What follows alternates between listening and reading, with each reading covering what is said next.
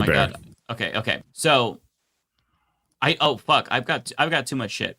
I just want to say that like as much as she tries, she will never be respected. They do not give a fuck about her. They don't know who she is. Mm-hmm. They just see somebody who's famous and MAGA, and so they're embracing her. Just watch Charlie this Kirk segment. used to speak out against Nicki Minaj, by the way, just so we're clear. And like, what would Charlie Kirk want? And like, Nicki Minaj appearing in Turning Point USA, he used to like talk shit about Nicki Minaj, and the degenerate, corrupting, hip hop music that is making youth more aggressive and angry. And apparently, she's gonna now make, I guess, a tribute song to Charlie Kirk, which would be hilarious. Like he's rolling in his fucking grave. She should just cover the AI song. Just do that. I mean, unless it was fake news. I saw on Twitter after she did the whole thing with Charlie Kirk that she was supposed to make a tribute song for Charlie Kirk. I'm not sure if that's going to be on her upcoming album or just something she's giving to Turning Point USA. I'm not really sure, but she's going full Forgiato Blow. And look, his career is booming, so maybe that's the path. But so this is the Fox News discussion about what we're gonna watch. We'll watch some of the clips with her and Trump, but like this is what they have to say. Now, Nicki Minaj and Donald Trump. Now, conservatives, or including myself, were beyond disgusted by some of her lyrics in her songs over the years. WAP, I won't say what that stands for, but wait for it. So you missed the best part. Play that again. Play that again. That's so funny. They're still doing this shit. Like, this is what I grew up with when I was listening to hip hop in the 90s, right? It's just basically the same arguments being done all over again. All these terrible lyrics, they're going to turn the children into gangsters, I tell you. It's like nothing's changed. It's all the exact same. Precisely. But Lance, listen very carefully to the actual song from Nicki Minaj that she says is inappropriate. Just wait for it. Or including myself, were beyond disgusted by some of her lyrics in her songs over the years. WAP, I won't say what that stands for. But I will say what it stands for. It stands for wet ass pussy, and that was not Nicki Minaj. That was Cardi B and Megan Thee Stallion. It's wrong and wrong. I love that they think that she did that song because it makes them feel uncomfortable that now they have to embrace WAP. Because they were really upset about WAP because but that was like a Ben Shapiro thing too. That was Ben Shapiro. He went out and did this whole campaign about it, and I remember him saying that his wife didn't have that. It was very embarrassing. I remember. Yeah, that's the craziest part about it is admitting that. Yeah. That was it's never happened before. My wife's P word is perfectly dry. Oh, hi, Ariana. Hey, guys. The show has finally started. I'm here. Also, what episode is this? I can't 150 something? 156, I want to say. Yeah, 156. Guys, my mentor is about to hop on. I'm excited. I'm really excited. We'll pause the Nicki Minaj stuff when he jumps here. Okay, cool. Okay, carry on. Hello, chat. Okay. Well, you walked in at an awkward time, but conservatives, I'll just catch you up. Nicki Minaj, as you know, probably went full MAGA, and conservatives, even though they're happy that she went full MAGA, they're a little disgusted by her songs, like WAP, for example, which, was definitely sung by Nicki Minaj, famous Nicki Minaj song. Right. Okay. So this is her. So the event in question is the Trump accounts event where she is, I guess, donating money to Trump accounts, so kids born between, I think, 2027 and 2030 or something are going to get a savings account with $1,000. Not the worst policy Trump has ever, introduced. I think systemic changes would be much better, but, giving money to people. But. Cool. There's a but. What's the but? What's the fucking but? There's a catch somewhere, right? So she's there to promote this, though, and she kind of just this is the start of her whole MAGA tour. And when I say MAGA tour, I just want people to understand that, hang on, let me pull it up. So she has gone on Katie Miller's podcast. I play this, but they're making TikToks together. So, there's that. She met with Mike Johnson. She has done photo ops with Scott Bessent or Bussant. I'm not really sure how you say his name. Scott Bussant. And just say what you want to say, Mike. Just go ahead. Just say what you want to say. It's okay. It's I okay. said it. It's called my pussy. Oh, I have to I mean, reshare. I'm hearing it anyway, so. Okay. yeah. So the thing Well, she you guys saw that Trump actually gave her the Trump Golden Card, right? Yes. I saw well, that. she took a picture of it. Yeah. She didn't have You to guys pay know what for it is because that's pretty it's pretty substantial. So Nicki Minaj is an undocumented immigrant. She spoke about that back in 2018 when she spoke out against Donald Trump. She said that she was an undocumented immigrant. She came from Trinidad and Tobago when she was 5.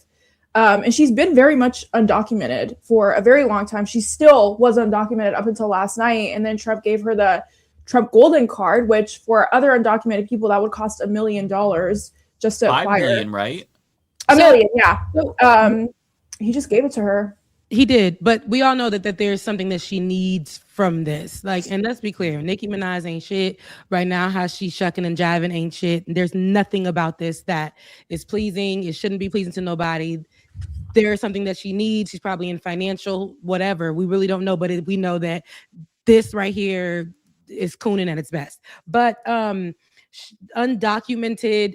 She came here undocumented. Now she must have got some papers at some point. That's how she became, America's favorite rapper or whatever. She was making American money. That's how she got rich. So, the undocumented thing, she came here undocumented. She got some papers. Now to become a citizen, I'm pretty sure that this is where we've gotten. And, being on her knees and renting penthouses on Donald Trump's balls is where she got her gold card. So that, just to be clear, because she wouldn't be able to accept no American money, do the traveling that she did if she was still undocumented. Of course, she had some paperwork working in her favor, but she came here undocumented. She tooted that story, when she was against whoever was running at the time in politics. But she's also had her politics have not always been best. She's rapped about the ops who were supposed to be her ops in favor of them at one point. And then she's done it where, she won a Barack and Michelle type love, and she said she didn't want the Melania and Trump love. We saw that at one of her things. So she's getting all her money's worth or whatever she needs from this, and probably to get her husband off of his pedophilia cases and whatever it is. But we were it's talking really that bad how was a this is state going charge, though. Do you know more about that, Rebecca? Because apparently the husband is a state charge, but maybe the cousin is a federal charge. Yeah. So she's trying to get different pardons. Sorry. He has both, and Trump can only pardon federal charges, but most of his charges are state. Okay. Oh, okay. Okay. So I do want to bring in our guest really quick because he just arrived. So let me take Nicki Minaj off the screen really quick here. So that way... here we go. Hi, Nicki. We'll bring her back. But I at least want to introduce our guest here. Welcome to the show. How's it going? It's great to be here, man. Hi. Thanks for having me. Hi, Qasim. Hey, Ariana. Happy to good have see you, Qasim. Followed you for a very long time. I don't think that we've spoken, but always been a fan of your work. Really happy Thank to you. see you here. Thank you. Good to connect, man. Good to connect with good people trying to fight fascism. So I'm game.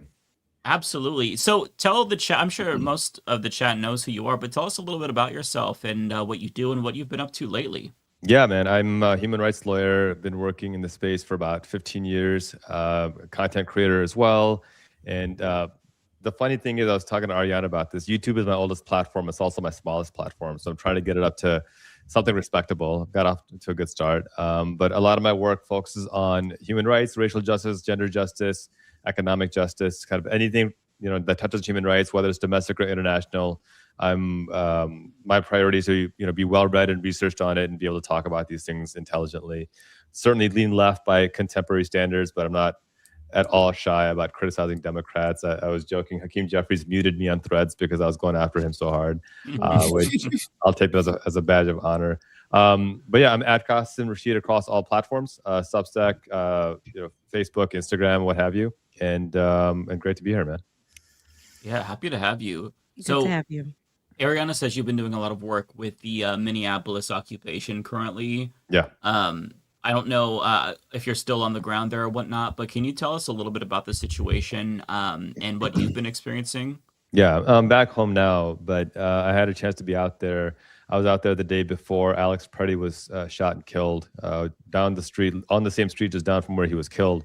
And, there's two things that I learned being there. One, people are severely traumatized. I mean, there is a real trauma everywhere you go. You walk into a shop, the shopkeeper looks up to make sure that it's not an ICE fascist, that it's somebody that they can recognize and trust. You walk into any kind of personal establishment. Faith communities have signs. Churches, mosques, synagogues have signs outside that ICE is not welcome here. And it's important because we already know the ICE memo from May 12th of last year saying that they don't need judicial warrants to raid these private estates. So it's clear-cut fascism. So people are traumatized from that. Parents are afraid their kids are going to be scooped up. Kids are afraid they're going to come home and their parents are gone. And that trauma is real. But the second thing that I learned is that they're not paralyzed. They're active. They're engaged. They're supporting one another. They're getting each other food. Those who are undocumented or may have immigration status in process are being helped by those who are citizens. And shout out to the white people of Minnesota, because they're stepping up and give credit where due. They're leading by example. They're putting themselves in harm's way, and they're pushing back against these ICE fascists. And we got a long way to go, but I think what Minnesota is doing right now, I mean, he's got 3,000 ICE agents over there, which is more than like the next 10 largest police departments in Minnesota combined. But what Minnesota is doing is they're showing like a practical, proven strategy for a community to come together, work together, and counter this fascism. And I think one of the reasons why Trump is so adamant on trying to crush what's happening in Minnesota is because that model, if it spreads nationally, if every city organizes and activates the way that Minneapolis is, it's going to make that job infinitely more difficult. 75 billion won't be enough at that point. And I think his thought process is, if I can crush this here and not let it spread, then it's going to make my life easier. And one of the reasons I wanted to go there, I'm here in Chicago, is I wanted to see firsthand the way they're organizing, the way they're working together. I was there with Reverend Black, who, if you recall, was at the Broadview ICE facility. He was shot in the head with like salt pellets or something by an ICE fascist. And so he was there with me. It was a interfaith event. You had Christians, Muslims, Jews, believers, non-believers, Hindus, Sikhs. It was fantastic. And I think it's that unity that scares the crap out of this regime, because they want us to keep fighting in these culture wars. And it's that unity that Minneapolis and Minnesotans are embracing that I think nationwide we got to lean into as well. Yeah, I was hoping you could talk through to some of the tactics that you've seen that have been the most effective. We've seen like a variety of tactics on the ground. Yeah. Just in my state of Oregon, in Beaverton, where there's a really heavy ICE presence. Yeah. There's basically neighborhood watches that have been formed to escort children to and from schools, families to and from grocery stores. That's been really effective as well. Another thing that I've seen is just like general civics courses, teaching people their basic rights. What, in your experience, is like the biggest deterrent against ICE? Well, one is education and awareness. I remember Tom Homan complaining about Chicago that we had done such an effective job of educating people on our rights, about the difference between a warrant and an ICE detainer, about the need for the judicial warrant to be signed, about what information they're required to give an ICE agent and what information they don't have to give an ICE agent. And so Homan went on national television and complained that they're having difficulty arresting people here because everyone is so attuned with their rights. And, just as a sidebar, if you're following the law as a government, you shouldn't be complaining that people know their rights. You should actually be happy about that. But these guys aren't really interested in following the law. And so educating folks on the civic aspect of it is super critical. Most people don't actually know the difference between an ICE detainer and a judicial warrant. So educating them on that is important. Most people don't know that ICE and law enforcement can lie to you and tell you whatever they need to tell you to get you to speak, but you cannot lie to them under any circumstance. And you should never lie to them, because there is a no-win scenario for you in that situation. Most people don't realize that if they have their phone on Face ID, then they can unlock your phone using your Face ID and go through it. But if it's locked with a passcode, they can't force you to enter the passcode and get into it. And so, these little subtle things go a long way, or the fact that you should have your A number memorized, you should have your lawyer's number memorized, your family should know where you are at all times. Like, these little subtle things can go a long way to just jam up the process and make it more difficult. And then other things, like a community thing that's happening in Minnesota, is every freaking person has a whistle. So they see ICE and they start blowing their whistles and announce right away that ICE is in the vicinity. It spreads. and then anyone who might be a suspect, because to ICE everyone's a suspect, can then decide, hey, I need to get to a place of safety. And people are literally hiding their neighbors and getting them to a place where they can be safe until ICE passes. But I'll close with this. ICE is getting smart about it. They're starting to embed themselves. They already, were hiding their identities with their masks and with their, their sunglasses and their hoodies.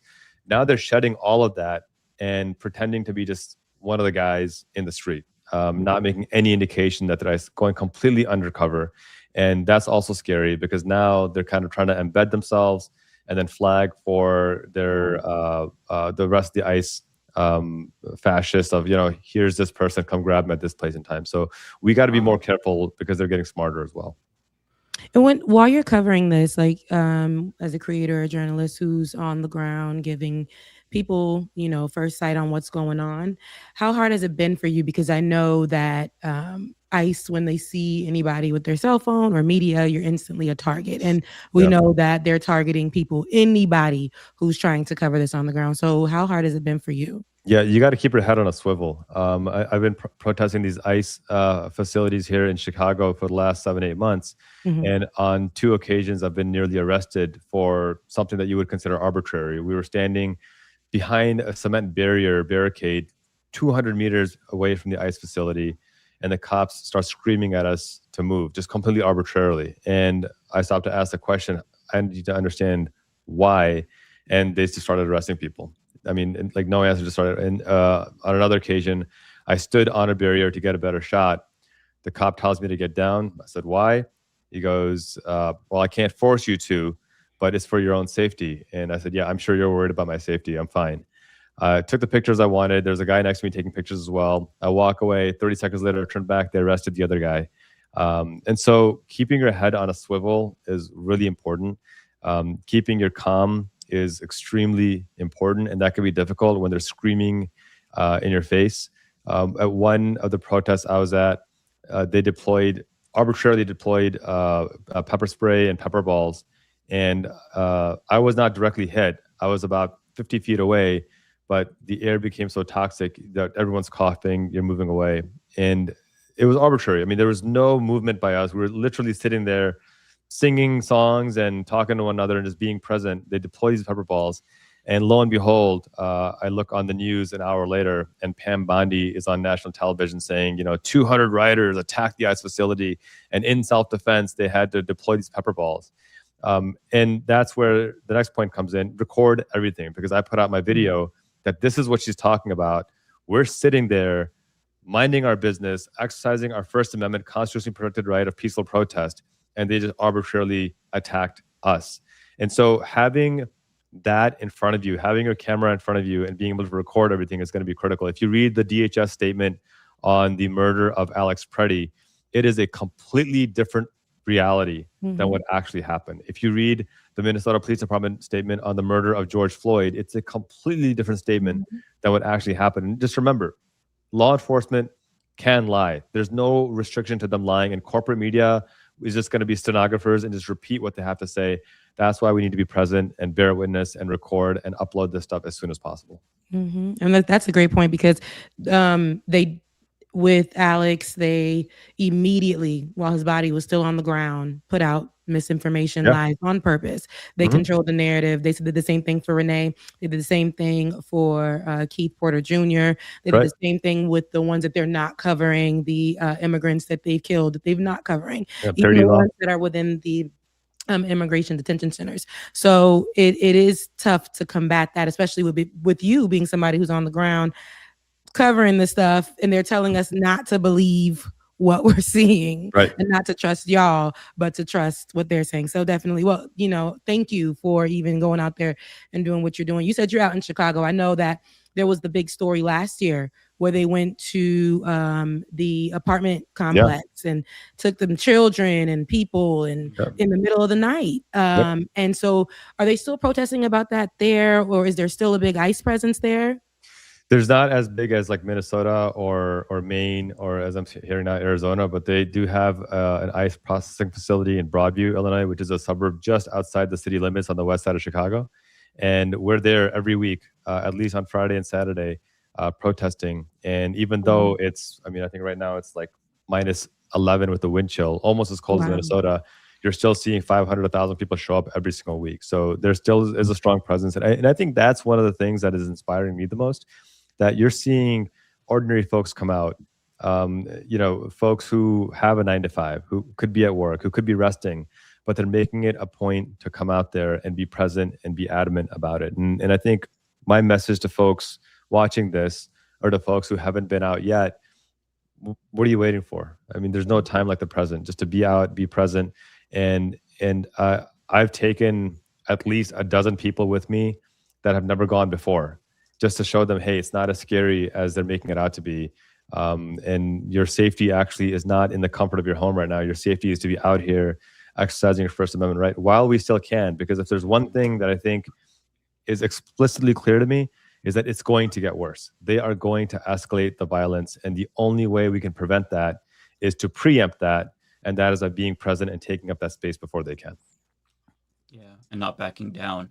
I was hoping you would speak just as an attorney to the memo that we heard about, I believe it was last week, where ICE was being instructed, this is according to a memo that a whistleblower released, that they were able to enter homes without a warrant. We already know that they've been presenting just administrative warrants as if they're the same as judicial warrants, and they're hoping that they trick people. But now that they're just like not even going for the optics and they're breaking down people's doors, as was the case with 57-year-old Chong Lee Scott Tao and other individuals as well. How do you respond to that? Because the law is supposed to put up these guardrails for government, but when they're not even complying with the most basic expectations of what we're expected to have, like, from a democratic republic, right? The Fourth Amendment and whatnot. What are you supposed to do? I was just hoping you could kind of give us your take from the legal perspective, because it's been really jarring to me as somebody who's like not well versed in the law. It's such an important question. You're talking about a May 12th memo from last year, where they said that rather than getting a judicial warrant, if in the ICE agent's determination there's a valid reason, then they can go in and arrest somebody in their homes or go in their homes without a judicial warrant, which fundamentally destroys the point of separation of powers, in that it's not up to the enforcement agency to decide what is a valid reason. It is up to the judiciary. That's a power exclusively reserved for the judiciary. For them to violate that is to violate just the foundational principle of due process in the 4th, 5th, and 14th Amendment, the foundational principle of right to privacy in the 4th Amendment. I mean, it's just a violation of everything that separates a democratic republic from a dictatorship. A judge in Minnesota just a couple of days ago, put into the public record that ICE in Minnesota has violated nearly 100, I think he said 96 court orders. 96 court orders that they have violated. That is indefensible, unforgivable. And the question then, to your question is, well, what can be done about this? Well, here's where it gets really interesting, because people see, and Jack Smith talked about this in his testimony last week before Congress, is that people have this notion that the law is self-executing. It's not. It needs to be executed. It needs to be enforced. And when you have Pam Bondi, who is basically Trump's private lawyer at this point, and a man in the White House who has zero regard for what the Constitution says or for what the law actually allows him to do, there's no federal investigation here. They're already dropping federal investigations into the murders of Renee Good and Alex Preddy. And so they're not going to pursue that. So this is where I think we take a page out of the right-wing playbook and talk about states' rights and talk about the need for state AGs to step up. And Keith Ellison, I know him. He's an excellent AG. I know he's working in this space right now. I've seen Kwame Raoul here in Illinois, but I want to see more. I want to see states band together and support one another and be able to prosecute these on a state level, or pass legislation that would make these acts criminal on a state level. States have the right to do that. Things that are illegal in one state are perfectly legal in another state. So states have that sovereignty to be able to pass that kind of legislation. So I want to see Democrats in these states, especially where they have a trifecta in the House, the Senate, and the governor's mansion, to be able to pass these kinds of legislation that holds ICE more accountable. Newsom, who I've criticized for a million reasons, did pass legislation to ban face masks in California. I think we need to have more of that legislation and more aggressive legislation as well. So, that's where the actual enforcement is going to come. It's not going to come on the federal level. But I think what's really scary at this point is that Trump is now at a place of dictatorial levelness where he knows that if he loses in 26, or if in 28 a Democrat wins the White House, assuming we have elections, that he knows that the same extreme rules that he's applied are now going to be applied towards him. He's been vindictive. He's gone after Letitia James. He's gone after James Comey. He's going after every person he can imagine. So now he's set the precedent that the president can go after his political enemies and nobody can do a damn thing about it. He knows it's going to come back to him tenfold. God, I hope that it comes back tenfold, unless Democrats decide to capitulate again, which they actually might. But he knows there's a very high likelihood that it comes back. And so what people who are aspiring dictators do in that situation is say, you know what, I'm just not going to give up power. I'm just going to maintain power. I've gone this far. Let me just go a little bit further. And I think that's the scary part. You know, ICE has a $75 billion budget.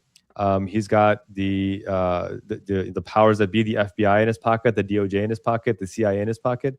I can see him escalate violence to prevent him from losing midterms, and then escalate violence further to prevent him from having to leave office in 28. That's the scary version that I think we need to be very cognizant of. And that's why I hope Democrats, get their crap together and stop giving this guy any leeway or leverage whatsoever. He's tried to steal an election before too, so it wouldn't even be the first time. Right. Yeah. I mean, and a failed insurrection becomes a training exercise if it's not punished, which is what it's become at this point. Yeah, and it's horrifying because he has everything to gain by breaking more laws. Because at this point, I feel like he's broken so many laws that it doesn't make sense to not break more laws to stay in power illegally, so you don't get prosecuted. So he has an incentive at this point. He's gone too far where you can't really turn it around. Your point about states' rights to me is really interesting, and I was hoping to pick your brain a little bit more on this in terms of what can they do? There's a lot of quick fixes being proposed. There is the idea that Jacob Frey, the mayor of Minneapolis, or have the police arrest ICE agents. There's also this idea that Tim Walz should use the National Guard, assuming Trump doesn't nationalize it, to get them to try to, keep the peace more. My fear about that and hesitation with any law enforcement as a solution is that law enforcement is going to side with ICE over the people. And I'm wondering if you have any thoughts on that, and if there's any more practical things that the mayor and the governor can do. I know the legislation is probably obviously the most meaningful thing that they can do, but in the short term, tomorrow, a week from now, is there anything that Tim Walz or Jacob Frey can do to really try to rein in the lawlessness here from ICE? Yeah, I mean, I think there are tactics that they can employ to slow down ICE. Ultimately, federal supremacy clause is going to trump state laws, so they can't necessarily overrule ICE, but they can slow them down. They can forbid ICE from using any state facilities whatsoever. They can forbid ICE from using any state or county jails. One of the reasons why so-called alligator Alcatraz was built was because they needed to build additional facilities. They can forbid the building of those federal facilities. There's things called 287G agreements, which is in a federal agreement that local city councils adopt that says that local police will be deputized to work for ICE and just do whatever the hell ICE wants them to do. The state of Illinois, for example, has passed a statewide ban on those. And this is important because when Trump came back into power a year ago, there were about 300, maybe 285 localities nationwide that had these 287G agreements. I was in Virginia during Trump's first term, and in a locality, we actually worked to break a 287G agreement and stop the local county from working with ICE, which is a huge win. But the reason why these are so significant is because Trump recognizes this is a great way for him to get his tentacles in on the local level. And in just the last year alone, that number has grown from just under 300 to well over 1,500 cities around the country that have these 287G agreements. So passing state legislation or passing even an executive order in the meantime to ban these can go a long way. There's no one quick fix it, but I think kind of compiling these together collectively is going to help kind of put some sand in the gears of ICE and slow them down significantly. One of the frustrations with Governor Pritzker here has been why state police assisting ICE in protecting the Broadview facility. One, we're not attacking it, but two, this is an ICE issue. This is a federal issue. Why is the state supporting and helping? And this is kind of what I mean, that across the country, we need to see Democratic governors recognize that this is not a thought exercise anymore. You should assume that this man is a full-blown fascist, one, because he's admitted to it, but two, because the next step is going to result in much more violence. We already have concentration camps. Like, we already have concentration camps. Let's just be clear about that. We already have documented evidence of systemic child rape of migrant children by ICE and DHS. We already have ample evidence of people being tortured and raped in these ICE gulags. What more do they need to see? It's indefensible as it is. And so I think every precautionary measure and every proactive measure that mayors and governors can take, they should be taking. The mayor of Chicago has passed an executive order banning any ICE presence on any city property whatsoever. And so now they're forced to have to go to state property. Governor Pritzker doesn't want that. So now they're forced to have to go to private property, and private property then has to figure out, if I rent to these guys, am I going to lose my customer base? Am I going to be ostracized? Am I going to be doxxed? All these things that go through their mind. So it's made it very difficult for them. It hasn't eliminated them, because there's still plenty of federal property in every state. But again, it just makes it much more difficult, and that's really the goal right now. That's interesting. So with the cops, I mean, we already know how we feel about them. We have defund the police, abolish the police. ICE is like on an extreme level of law enforcement right now. Anybody can get it, basically. And there seems to be a disconnect in Minneapolis that people are witnessing when it comes to, law enforcement getting there, police officers getting there to the scene, and not being able to handle the situations that involve ICE when they're murdering people or, shooting them with gas or rubber bullets or whatever. They're not able to really take care of anything because ICE basically pauses the moment until they get word from ICE or, their bosses. So what is that like? And we're seeing we're seeing this fallout happen in real time, where there's a disconnect, right? They're not joining forces.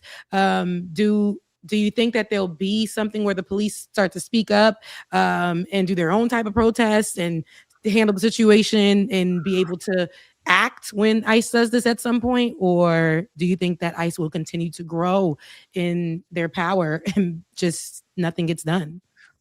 Rebecca, I think if law enforcement was going to speak up, they would have spoken up by now. Mm-hmm. If local police were going to speak up, they would have spoken up by now. Mm-hmm. I don't think they have any interest in speaking up.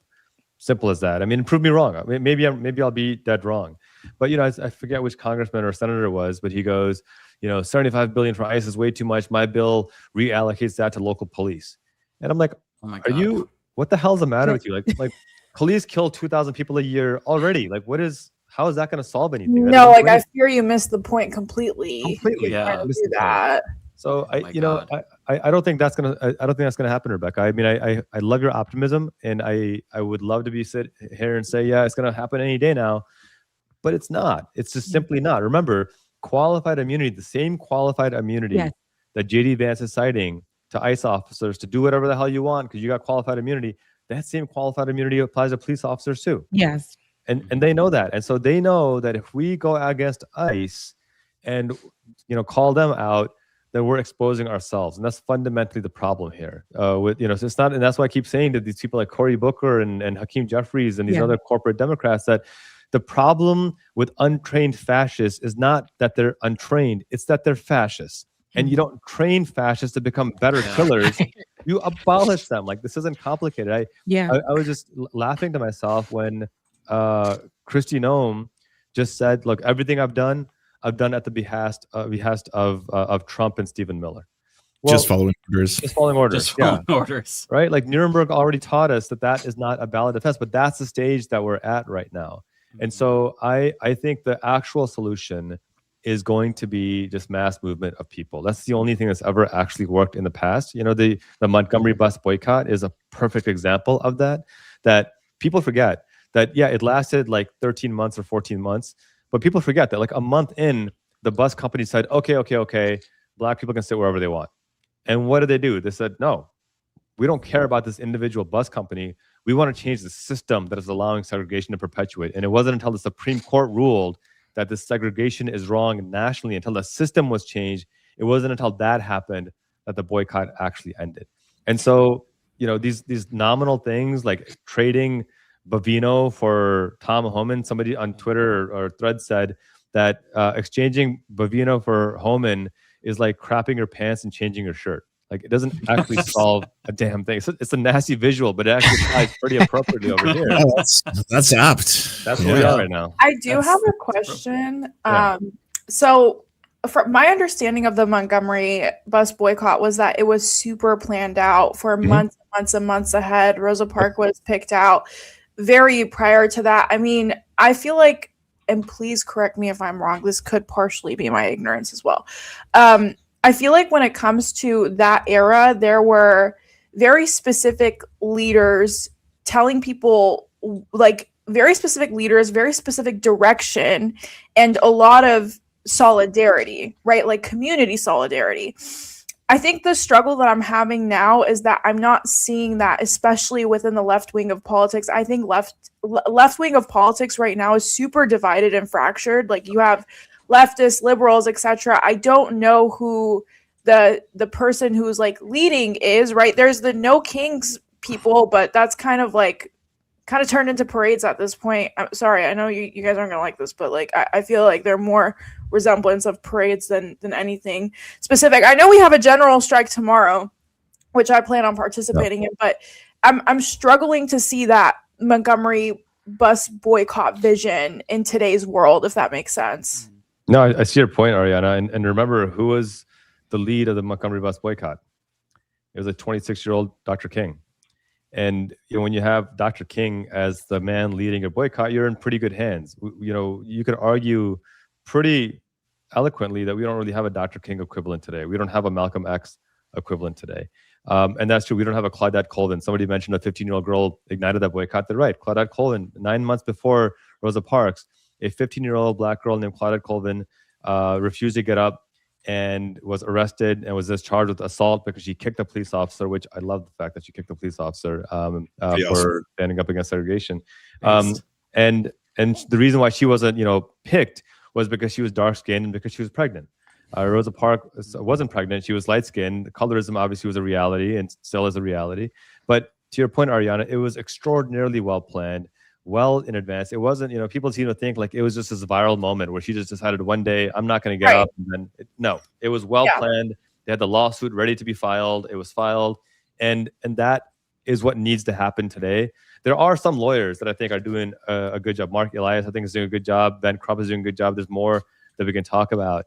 But I agree. I don't think we have that level of organization. Where's the Fred Hampton of today, right? I mean, all these black civil rights leaders were killed through COINTELPRO. And we're seeing similar levels of censorship today, for sure. But that's a reality, that there needs to be more organization. There needs to be more coordination.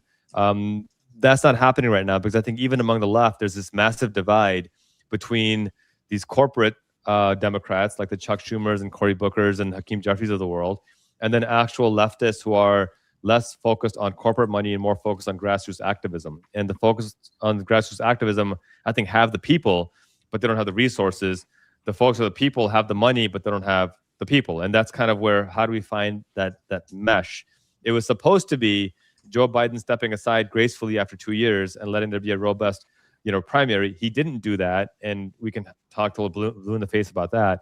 But no, Ariana, I think you have an extraordinarily important point. We don't really have that coordination. This is why I say to folks, rather than losing hope, look at the Minnesota model, look at what they're doing on a local level. And they're killing it on a local level. Like, their coordination is fantastic on a local level. That's something that each of us can and should be doing in our localities. I agree. Ariana, with your point, it won't be the same. It's 2026. A lot of things have changed. People are very much in a place where if it's too much for them, they don't want to lose their jobs. It's just a different time like that. So people, the fear mongering, it tends to work. But the divide is huge, right? Yeah. That's why I don't consider myself all the way left, but I ain't right. Because a lot of how the left functions today is not the same way that I remember when I first got in, like 10 years ago, working in politics as a journalist. So then I also will say this: back then, Black folks really were trying to get a life, like have something. They were the target. So it was like, let's figure out how we gonna live here, get us something, live. Right now, the focus is immigrants. Immigrants are like literally on the bottom of the totem pole. Black and brown folks, immigrants, they're on the bottom. So people really kind of have an idea in general that they're here in this country illegally. They're criminalized even before Donald Trump. The whole idea of immigrants is, they're criminalized. They're coming to this country taking jobs, or they're lazy, whichever one, because it's never right. But a lot of people really don't care to fight for immigrants. While what's happening right now in Minnesota, they want ICE out. They're causing a ruckus in their city. They want ICE out. You're not seeing a lot of immigrants out there protesting. You're seeing white folks protest. Get out of my city. You're causing a mess over here. You're killing our people. You're doing all of this, so that's what we're seeing more of. And because it's not at people's front doors, they really don't give a damn. They're seeing it. They'll get online. Protesting for them right now can be digital if they put up a post or something like that. But a lot of people don't want to lose their jobs. A lot of people are getting threats saying, hey, seeing your social media, and because of that, you're losing your job. So they make it so that people have this huge fear of participating. Even on tomorrow, people in my chat are talking about the general strike, all over, right? America. Everybody's supposed to be not going to work, not contributing, not doing anything tomorrow. But it's going to be hard for people who just can't do it. And that's kind of what the reason is. If it was where people really had nothing to lose, they would just really be out there doing what they need to do. I'm pretty sure. Like where they're like, listen, it's already down and out for me, so that's the case. But it's just a lot of moving pieces. And again, because it's an immigrant issue, supposedly because ICE is killing everybody. But because it's not the biggest thing on everybody's mind right now to really associate themselves with that. Yeah, you're right, Rebecca. And I'll add two thoughts to your really, really thoughtful points, is that this immigrant aspect has kind of been the oldest trick in the book, right? I mean, notwithstanding the genocide and enslavement of Black and Indigenous people, as the country grew to non-white people or who are not perceived white, the immigrant aspect of it, people forget the SS St. Louis, a ship of Jewish refugees escaping the Holocaust, was turned away. They could see the lights of Miami, and Truman sent them away and said, nope, I don't want you here. A third of them died in the Holocaust. The polling from that time tells us that like 70% of Americans didn't want Jewish people here because they were afraid that there were secret Nazi spies inside that were going to harm them. And so that's one aspect of it. The other aspect of it is I really want to double down on this point you made, Rebecca, about people are afraid of losing their livelihood. That is a real threat. We already live in a country where 60% of people are living paycheck to paycheck or can't even make ends meet. We have the worst wealth and income inequality in the history of this country, in at least post-Great Depression. In fact, I think even from before Great Depression. 1 in 5 children are food insecure. And I think like 3 men control more than the bottom 50% of this country, bottom 170 million people. I can give you my own personal example. I'm an attorney, and I criticized a judge on Twitter because he arrested a U.S. citizen on an ICE detainer. The citizen showed that, hey, I have a birth certificate, I'm a U.S. citizen, but the judge's like, no, I'm going to keep you in prison anyway. And I went on Twitter and said, this is what happened. It's a violation of due process. This is fascism. This judge scoured the internet, apparently, found my tweet, and filed a 30-page bar complaint to get me disbarred. Wow. Because I tweeted that this is fascism. I remember this era. You remember this, right? All right. I remember calling Ariana like, what the hell? And by the way, yeah, he literally called me and he was like, what the fuck? And I was like, oh, damn, that's so unhinged for a judge. Yeah. It's nuts. It was a chief judge in Florida. And what's really wild about it is he's not going to suffer any consequences. And just to kind of just drive home the point, I'm a lawyer. I have malpractice insurance. But the malpractice insurance said, well, you weren't actually practicing law. You were tweeting, and your policy doesn't cover Twitter. So we're not going to pay for your litigation defense. You can either admit you were wrong and hope the court goes lenient on you, or you can fight it and pay for it yourself. I'm like, well, hell no, I'm not going to admit I was wrong because that's insane. I defied it myself. You guys, I had to spend nearly $20,000 of my own money to fight and defend this. Yeah. That's insane. And I'm not going to get a penny of it back. People don't have 20K lying around. And so, that is where people are, I think, rightfully afraid. And I don't knock people who are in those positions for not speaking up because I get it. The only people that I actually knock are those who are of means, like who have money, who have power, who have status, and are still cowardly. Like someone like a Mark Zuckerberg. My dude, you got more money than you could ever even imagine, and you're still getting down on your hands and knees and begging Trump and bootlicking him. Like, what is the point of FU money if you're still going to be someone's little minion and do whatever fascist things they want you to do? So that's a reality. And for those watching, I'll make a plug to every person on here. You should be supporting these independent journalists and voices. Subscribe to them, throw them a few bucks a month, because it goes a long way and it's important. And it's one thing that allows us to be able to speak truth to power without fear of, hey, if I say this, am I going to lose the ability to pay my rent? Especially as corporate media is groveling before Trump. These independent voices are what's going to carry us through. So if you have a few extra bucks, if you don't worry about it. But if you do, definitely invest, because if we want a future where we have actual voices speaking truth to power, we got to invest in that future too. No, Qasim, I'm so sorry, Rebecca. Give me 1 second. I really appreciate the shout out, but like, first of all, we need to tell people to subscribe to your YouTube before you shout us out, because that's crazy.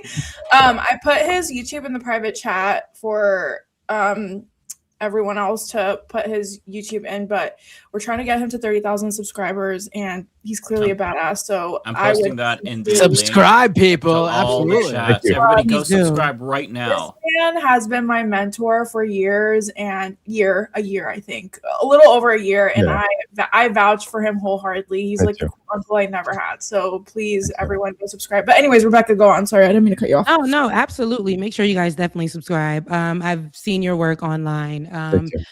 My partner Benjamin Dixon, he's always reposting your things and all the things. But agreed with what you said. Now, one thing about a lot of people that I know in my space, they've forfeited their jobs because of the work that they do.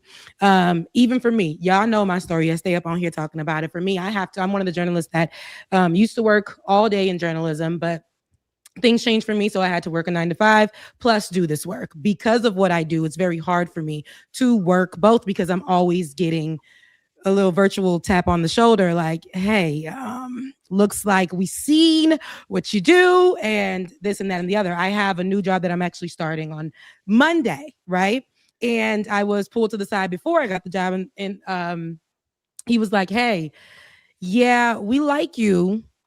You're going to be working with a lot of people who don't like probably what you do. And so just letting you know, not knowing how that's going to go. I'm not saying that I like what you do. I'm not saying that I don't like what you do, but I see what you do. And they're going to see what you do at HR. So not really sure how that's going to go for you. But so I'm just like, and I said straight up, hey, I understand. The work that I do is not going to stop though. It's not going to stop. This is what I do. And so let me know now. And he's just like, well, I like you. I think you're good for the role. So that's what I have to deal with that constantly. So some days it's tough. Some days I'm breezing through, and some days it's really tough. So when you choose to do this work at all, it's like your livelihood is, especially under this administration, it's like you become a target, wherever they are. There's a Haitian journalist who got in trouble and immediately was sent into immigration detention, and he's on his way back to Haiti.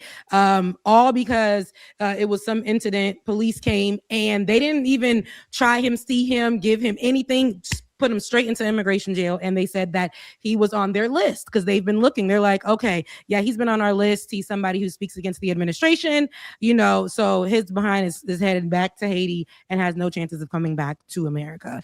So these are things that people have to think about when they're doing this work. But it's like, who else is going to speak up? They really want to shut a lot of us, all of us here down with the work that we do, what we cover, minimize it. And so we deal with that every day. But for people who have their jobs at they're getting threatened at their little retail jobs. Listen, you gonna come here, don't come here talking any politics, don't come here doing X, Y, and Z if you want to keep your job, because we don't want that at our door. And it's like, who knows when ICE is going to show up to the local Target? Who knows when ICE is going to show up to Publix, So it's just, they make it really difficult for people to want to get out there. People are afraid that they're going to die. They're afraid that, so even with Minnesota minimizing the amount of ICE agents, it only takes one. It only takes one ICE agent. So that's why it's just the fear mongering. It seems to be working right now. And so people are just like, yeah, I'm just not sure if I can be a part of that. Even though at my kitchen table, my politics are right, but I don't think I can really involve myself into that. So that's what you're seeing a lot of. Yep. Yeah. Yeah, well said. Qasim, I was hoping before, I'm not sure how much time you have, but I was hoping that we could briefly at least circle back to the conversation about like knowing your rights, because I think that it's so important that we pick your brain now. I was hoping that you could delineate like the actual authority, at least like assuming they follow the law, that ICE has over citizens versus immigrants. Like everybody has due process rights, but And that's just not. one quick second before you answer that, I just want to say, Hassan, you're an absolute legend. I've been following you on Twitter for a long time, and I think you do incredible work. I actually have to take off for a family event. Take off, I Lance. didn't Bye, mean to- Lance. Thanks, brother. Bye, Appreciate you. Lance. Bye, everybody. See you, Lance. Thank you, man.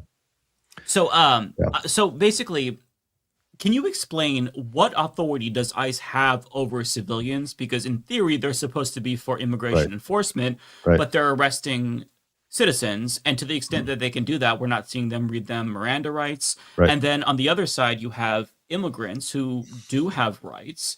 They're being detained for weeks, months. There was a letter that I read of this woman with her 3 children, or maybe it was 2 children, I'm not sure, but she was detained for 8 months. Doesn't know when she's going to be let out. The 5-year-old that was sent to a concentration camp in Texas, Liam Ramos, he's now very lethargic. He's sickly. He's been there for a week. And is there any limit to how long they can keep them there, like a 24-hour hold, 48-hour hold, before they determine like, okay, we're going to deport you or charge you or whatever? Like, what in theory is supposed to be the protocol for that, for citizens versus immigrants? Because it seems like there's no real protocol they're following. It's just kind of what they feel like is appropriate. Mike, let me start by saying that the confusion you're feeling is exactly what they want. They want us to be confused as hell as to what's going on. It's not you're a super smart guy and you can't figure it out, not because you're not smart, but because it's designed to confuse. This is the whole point of it. This whole idea of like, well, why don't they just come legally? Trump over the last year has revoked the valid visas of millions of immigrants. And so with a stroke of a pen, millions of people who did everything right, everything the way they were supposed to, jumped through all the hoops, paid all the exorbitant fees, waited through all the lines, got their biometrics, got their criminal background checks in this country, their home country, every country they've been in, did everything the way they're supposed to. This fascist with a stroke of the pen says, you know what? No, you're all illegal suddenly. So this whole argument of why don't they just come legally is a farce. It's nonsense. There is not a single descendant of a European colonizer whose ancestors did a fraction of what is being required of people right now. Not even a fraction. So there's just no comparison. So for them to say, well, my grandfather came here legally, by today's standards, he was the most illegal of immigrants, using their words. I use undocumented because that's a humane way to recognize people. But according to their language, their own grandfathers and grandmothers are the most illegal there is. So that's one. 2, the Supreme Court has made it extraordinarily confusing as well. Because the Supreme Court, being a right-wing mega court, has basically thrown out any sense of precedence. And the Kavanaugh ruling recently just flat out said that, hey, looking at someone's ethnicity is a valid reason to question someone's citizenship. That is fascism. It's absurd. There is no definition of an American. Kavanaugh is basically saying that unless he's a straight white male that likes to drink beer like me, you can question him because he may not be a citizen. Folks don't realize there are about 600,000 undocumented, mostly white Canadian and European immigrants in this country right now. 600,000. That's bigger than most cities. When was the last time you saw them rounding up white kids and putting them in cages and separating them from their parents? It's not going to happen, because this is not about immigration. It's about white supremacy. Third thing, now to really drill into what rights people have in front of ICE. Whether you're an undocumented immigrant or a U.S. citizen, the same due process rights apply to every person in this country. The Constitution does not say that every citizen is afforded these rights, or no citizen shall be denied these rights. It says no person. It specifically says no person. And the only argument ever used to deny due process was to say that Black and Indigenous people were subhuman, and therefore these rights don't apply to them. The famous Dred Scott ruling that the white supremacist Chief Justice of the 1857 Supreme Court ruled that the due process clause of the Constitution does not apply to Black people because they are subhuman and therefore they are not persons. That's, legal scholars basically point to that as the last ruling that essentially triggered the Civil War at that point in time. And so the Supreme Court 150 years later is still doing the same dirty work of right-wing fascists. And when you have a ruling that says that, hey, you can check someone based on skin color, well, then that's a fundamental problem. The Supreme Court has also ruled about this arbitrary 100-mile border, that within 100 miles, the Fourth Amendment doesn't really apply the same way it applies within those 100 miles. And the 100 miles, by the way, doesn't apply to just the border, but it applies to Chicago, because even though there's more than 100 miles, apparently we're going to be invaded from the lake.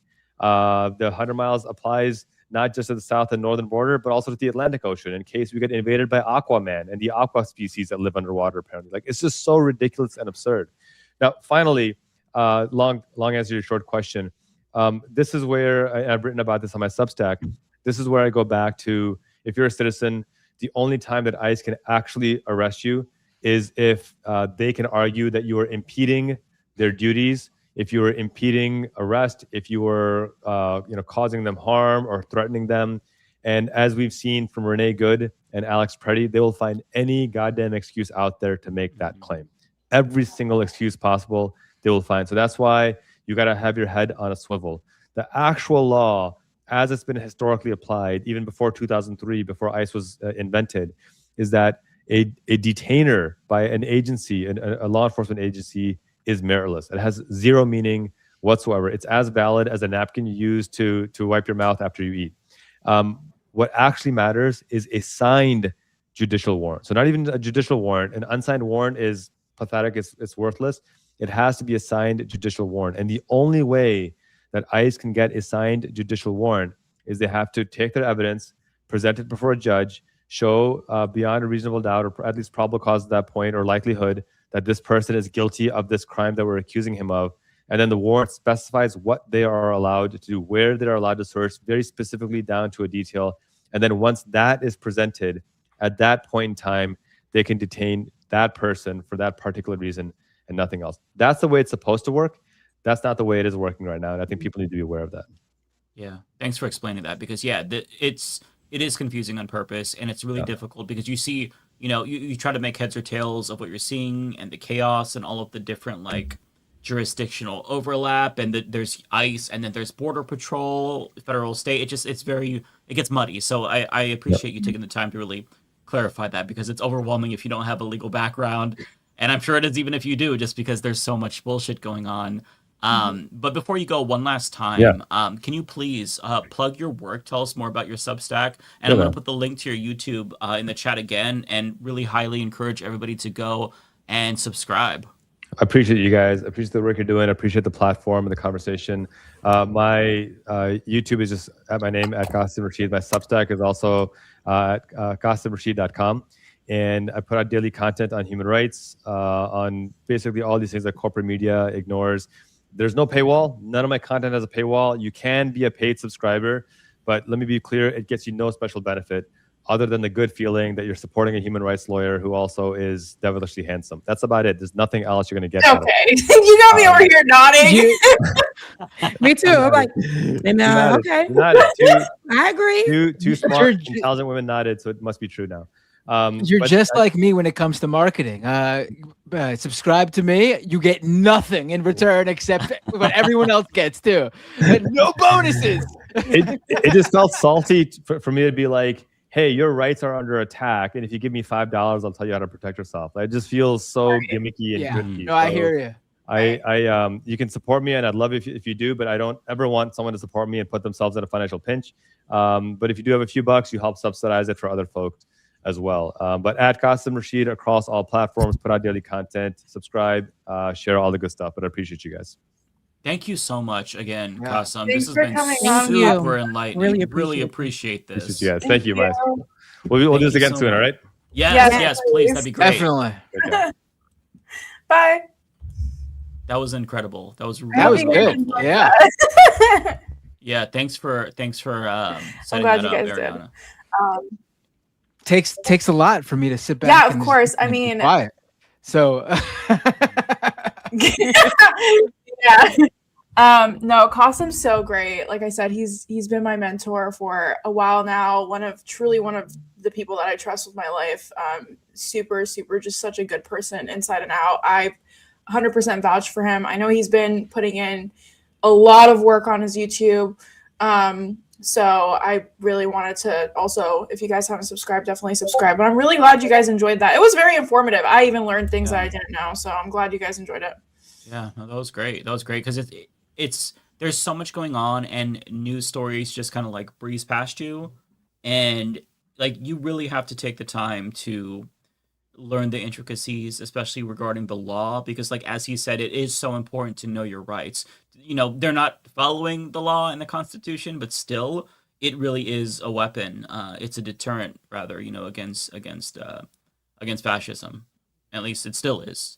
Um, but yeah, did you all want to pivot back to? It's hard to go back to a silly topic like Nicki Minaj after that. Now but I back think to it's Fox News saying No. that Nicki Minaj it's is the nice one to who sandwich made serious women- stories with I unserious feel like stories. very valid, just because like everything we talk about is super heavy. So if we want to talk about other things, we should be able to without you guys scorning us for being leftists that want to have fun. Jeez. But no, it's even talking about her, it's still, you know, par for the course. Like she literally is a part of the conversation and what's going on. No, actually. She represents somebody who you know, is just like her but doesn't have the money or doesn't have the opportunity to get up next to Donald Trump and get a gold card or all the things. So, you know, but yeah, seeing her just be up there and be a mess, I definitely don't mind having that conversation. So we Yeah, can. it also ties into the conversation we were having with Qasim because I find it so infuriating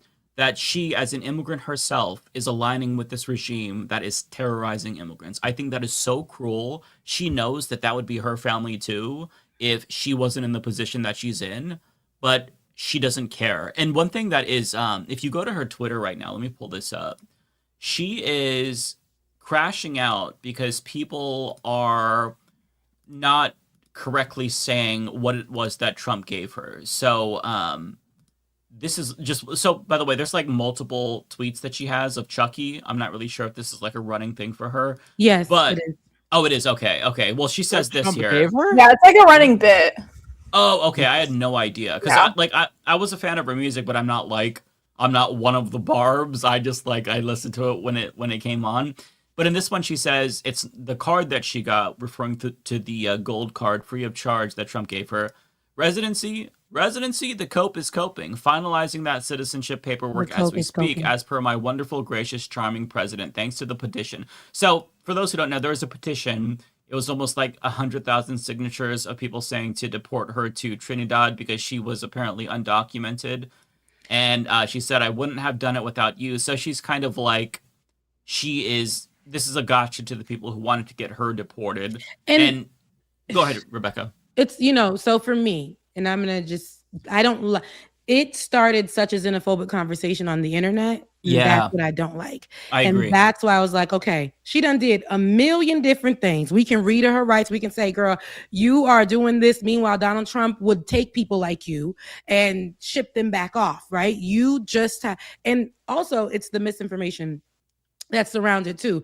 It's like she came here with no papers, but she wouldn't be a superstar if she had no papers. Like she wouldn't be able to get or make money, you know, if she had nothing that would be documented to allow her to do so. So there was some paperwork, right, that she had that allowed her to do what she did, and to be here and be, because at one point Nicki Minaj was everybody's queen. She was, you know, the Barbs, she had them all over the internet. And she has this new set of Barbs that don't even know what a Barb it really is on the right.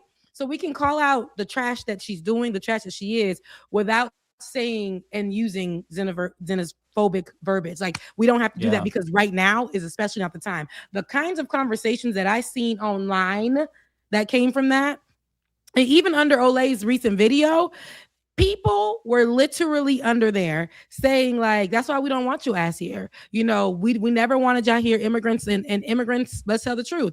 Immigrants are coming here, saying the whole thing and putting that back out there. So we can call her everything in the book, call out what she's doing, talk about her husband and all the things. I just feel like saying the same things that we don't want to happen to these immigrants right now to happen to her. I think that's beside the point because it's going to bring people back to a xenophobic place that they were just at when people Yeah. were protesting last year in California. Like that's not our fight. We don't want to be a part of that. That ain't, she ain't one of us and all that BS. But let her look stupid. Now, this right here is somebody on. I'm not gonna say she's on drugs. Now that's how I feel. She's crashing out for sure. There's something happening there. She's losing out on something. She looks uncomfortable. I don't know, but she's chosen a side. She's not the only one that's chosen a side. We've seen that with Kanye West, who's now trying to do his apology tour again for the 95th time. Yes, the same Kanye that said George Bush don't like black people on TV. Yes, that same man that turned around and became a Nazi and, all the things. Yes, that man that put swastikas on his shirts and was wearing them around. And yes, that man is looking for people, to side with them. Sometimes you got to ignore those people and really focus on the cause at hand. Nicki is garbage. Nicki is trash. Ziggy, stop.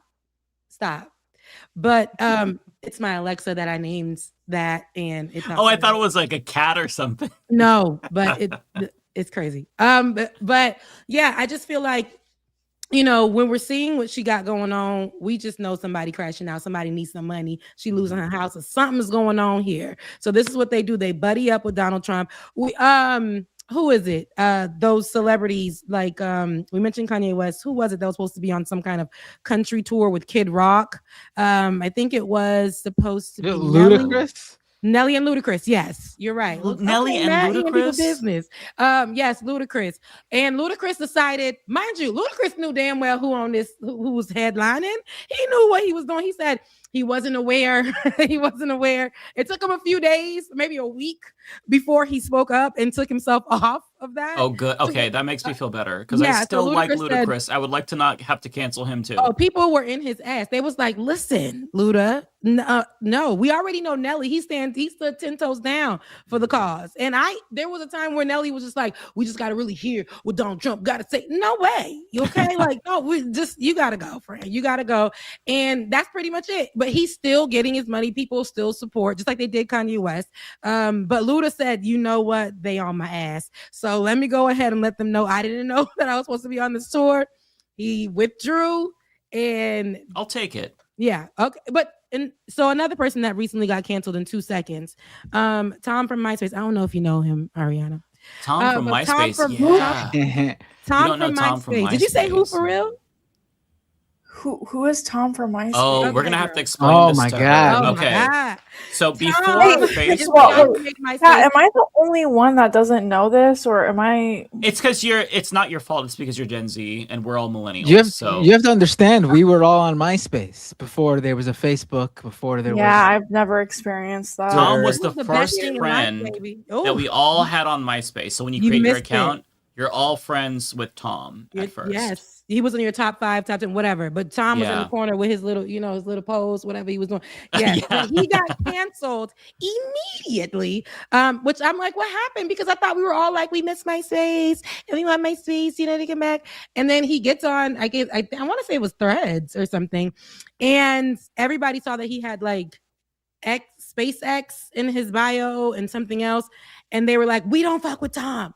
We don't fuck with Tom. We don't want to be around him. He's just, and I was like, dang, what did I miss? And I didn't really know what the canceling was, but all the people on the left, I can't follow y'all off a cliff, but they did cancel Tom. He was on there for 5 minutes and he was, like, hey, I see everybody's following me on here, introducing himself. And from that one post, they were like, SpaceX? Like, hell no, we don't want to follow you anymore. Like, get out of here. And so he was canceled. You should have known. Just today. Okay, I didn't. It's nice to know that he's at least still alive. He was so what does our he friend do? After all. Wait, is he hot? Is that why? Right, but no. He wasn't hot. So then, what's the appeal of Tom from MySpace? He was the guy. He was the guy who founded MySpace. So he was just a novelty. And so MySpace he made it so that he wasn't a novelty. He was the guy who founded. No, it's just like, site. Tom's my friend. LOL. Like it kind of became like a bigger thing. But yeah, he was. When MySpace launched, in order to make sure that people weren't setting up an account where they knew nobody, he made it so that he was the default profile that every new account would automatically follow. So Mhm. everyone on MySpace had Tom as a friend. And because social media was so new, that was like a big deal that Tom was everybody's friend. It was sort of funny. But that's why that's what everyone's talking about. We used to create. So Ariana, when we were young things, we used to create like HTML codes, right? Before you had to go to Yes. school and learn them, we would learn them on our own and create like the whole page setup, right? You would have rain falling down, you would have your music on this side, you would have your top 5, and then they grew to top 10, you would have those things, and you would drop a heart or be like, go on somebody's page and be like, just dropping some love, on your friend's page. You would leave comments that were, because we didn't have DMs at the time, so you were leaving your DM on the person's page for everyone to see. When you were going off to college, you would go and find people who were living in the same areas on the internet. Y'all would become friends. You were really friends with strangers, like best friends, with people on there.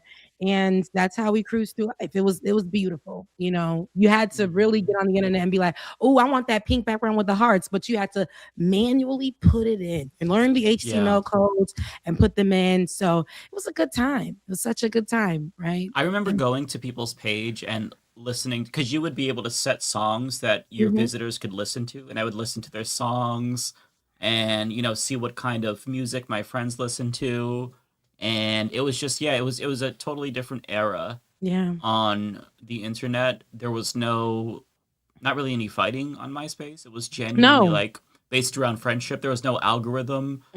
So it's a relic of the past, and I think that's why, at least I feel nostalgia for those days. I was also very young.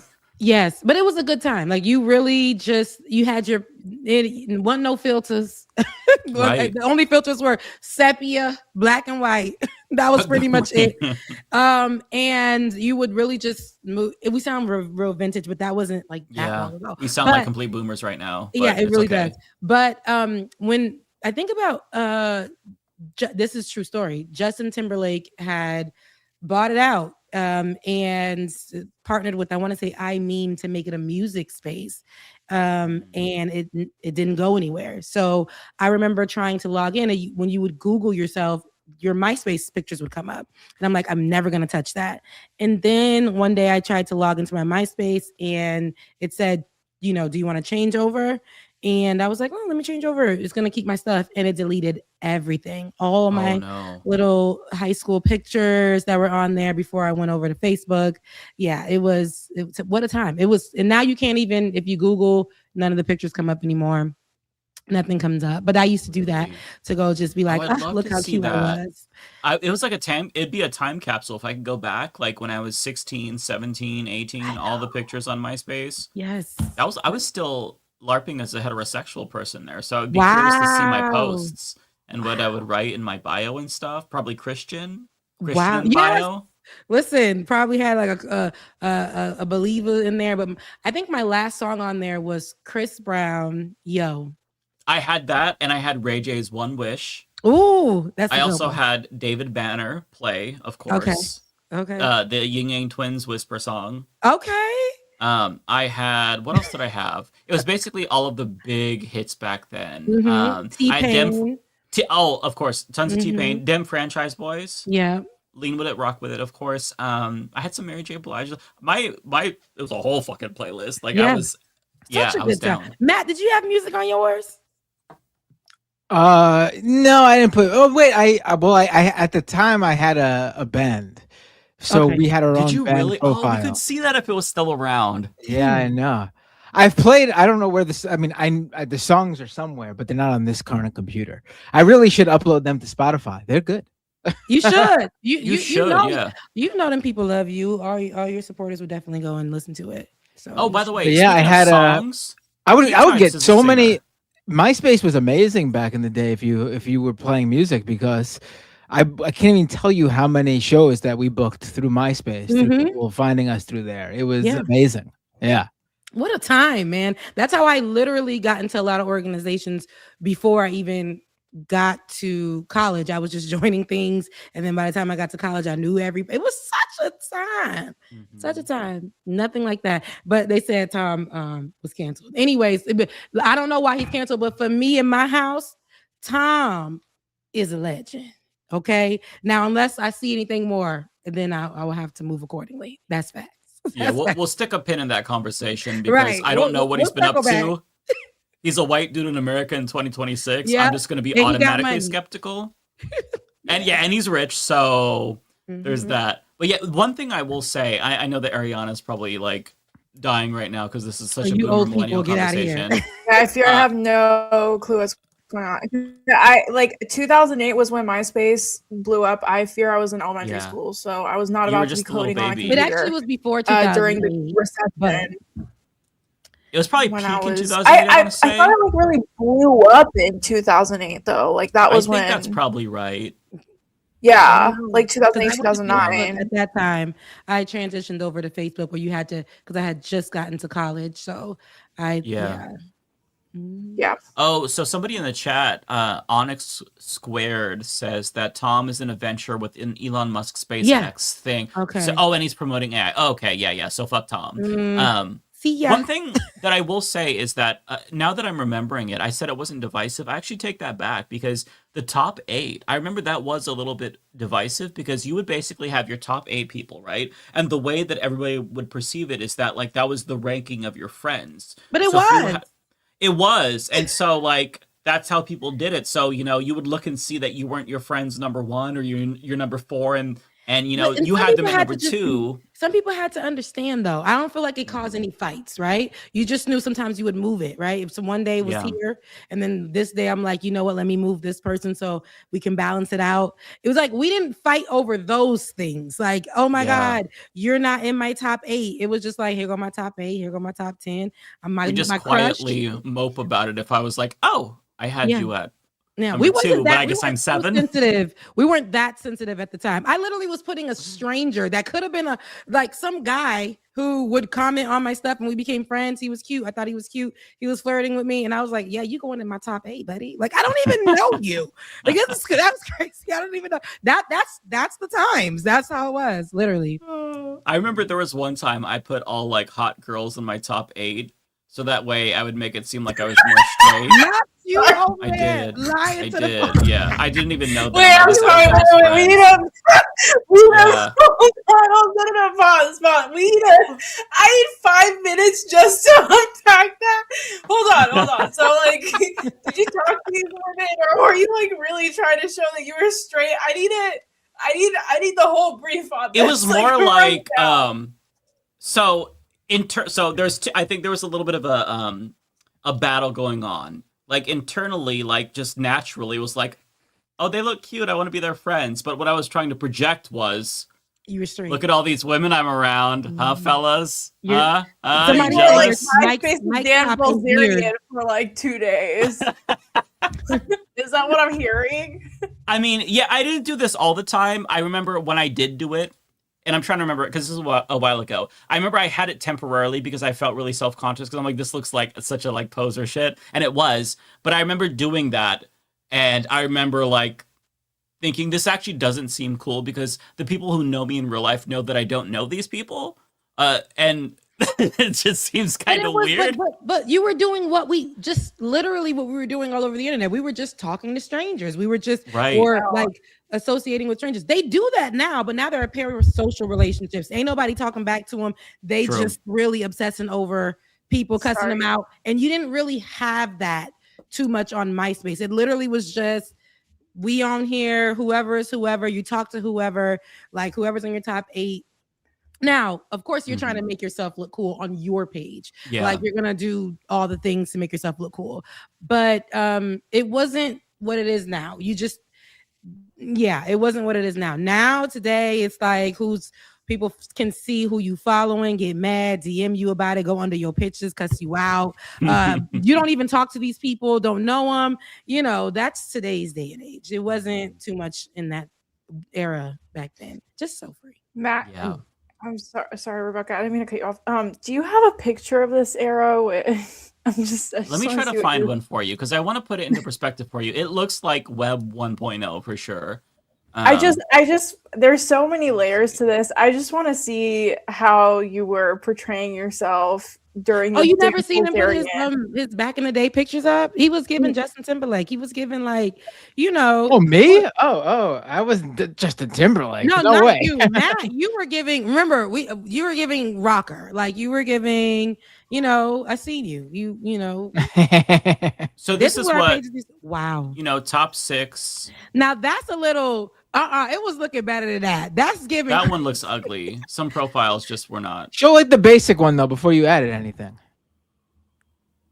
So Is that this Facebook? You never saw this? Is that what it looked like when Ariana? you joined with nothing Yes. on it? So when you guys showed Tom from MySpace, I immediately him. recognized that face and that picture. Mm, That's So him. it's okay. obviously been in the ether, and I've seen it multiple times. I just hadn't put 2 and 2 together that was a.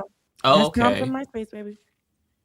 That's crazy though that you were a child when this was out and you still recognize his face. Yeah, his face. Yeah, I definitely, right when you guys showed it, I was like, okay, I remember this guy. Like, definitely remember this guy. Oh my God! Remember this CeeLo Green? Oh my This was his gosh. That was a MySpace. music page. Wow. Damn, that's kind of hard. Yeah, that's I'm a what we little used to nervous do, just girl. going into You used to Google take Raw your like HTML this. codes and make your pages look like that. Now these are a little people. These are a little bootleg. These but are this is too what it used to look busy. like. Yes. So you can see like you'd have your picture, of course, male, 30 years old, Los Angeles, yada yada yada. You'd have blog. Oh yeah, I forgot about the blogs. I had some blogs. Your about me, and then down here there was more general interests, and then this right here, your friends. Okay, I forgot they changed it so you could do more than top 8. So this person had top 28. That's when I think it eased a little bit of tensions. I stopped doing it at that time. I was like, yeah, none of y'all gonna be in my top. It's just gonna be friends. Yeah, because it's like, okay, I don't know 28 people in real life, let alone on Facebook. Yeah. Wow, look at, oh my God, this whole, like, this woman is just 2008. This is crazy. Right. We really was just taking whatever pictures, and that was it. We weren't trying to be perfect. It was just whatever. What a time. Wow. Oh, this is a raw page, no HTML. Mm-hmm. Look, Barack Obama was a friend. Wow, this is crazy. Barack Obama as a friend is so funny. That's fried me. That's yeah, so mood 2008 roulette. coded. That's crazy. That's like this is recession coded. I'm sorry. This is a recession indicator. 1,000%. Having Obama as your friend is a recession indicator. I was off of it by this time. That's why I was like, I didn't even know Barack was on MySpace. Again, that's when I thought I was grown. I was like, excuse me, I have a email from college, so now I'm gonna get on Facebook. I'm not gonna be on MySpace anymore. And then my first picture on Facebook was my MySpace picture, and that's how I just went to Facebook and never looked back. Mm-hmm. I was a Tumblr girl, though. I will say, yes, I went through a very rebellious stage in high school. Many people don't know this, but I could not see that. I basically made it a point to make my father's life a living hell. Like, I was like, you know what? I had a very traumatic childhood. And I basically, once I reached high school, I was like, oh, you guys are both going to get, both my mom and dad, they were separated by the point that I was in high school. I had a 1.9 GPA on purpose because I was like, oh, you want to, I was a rebellion, I was in my rebellious state. I got my I had my friend pierce my septum in the football field during lunch break. With a sewing needle. But then the craziest thing that I did, these were the last 2 things that really set my father off. So I went into the bathroom, walked out with pink hair, just completely pink hair. And then that same day I joined the wrestling team, which was co-ed, which meant I had to physically wrestle men.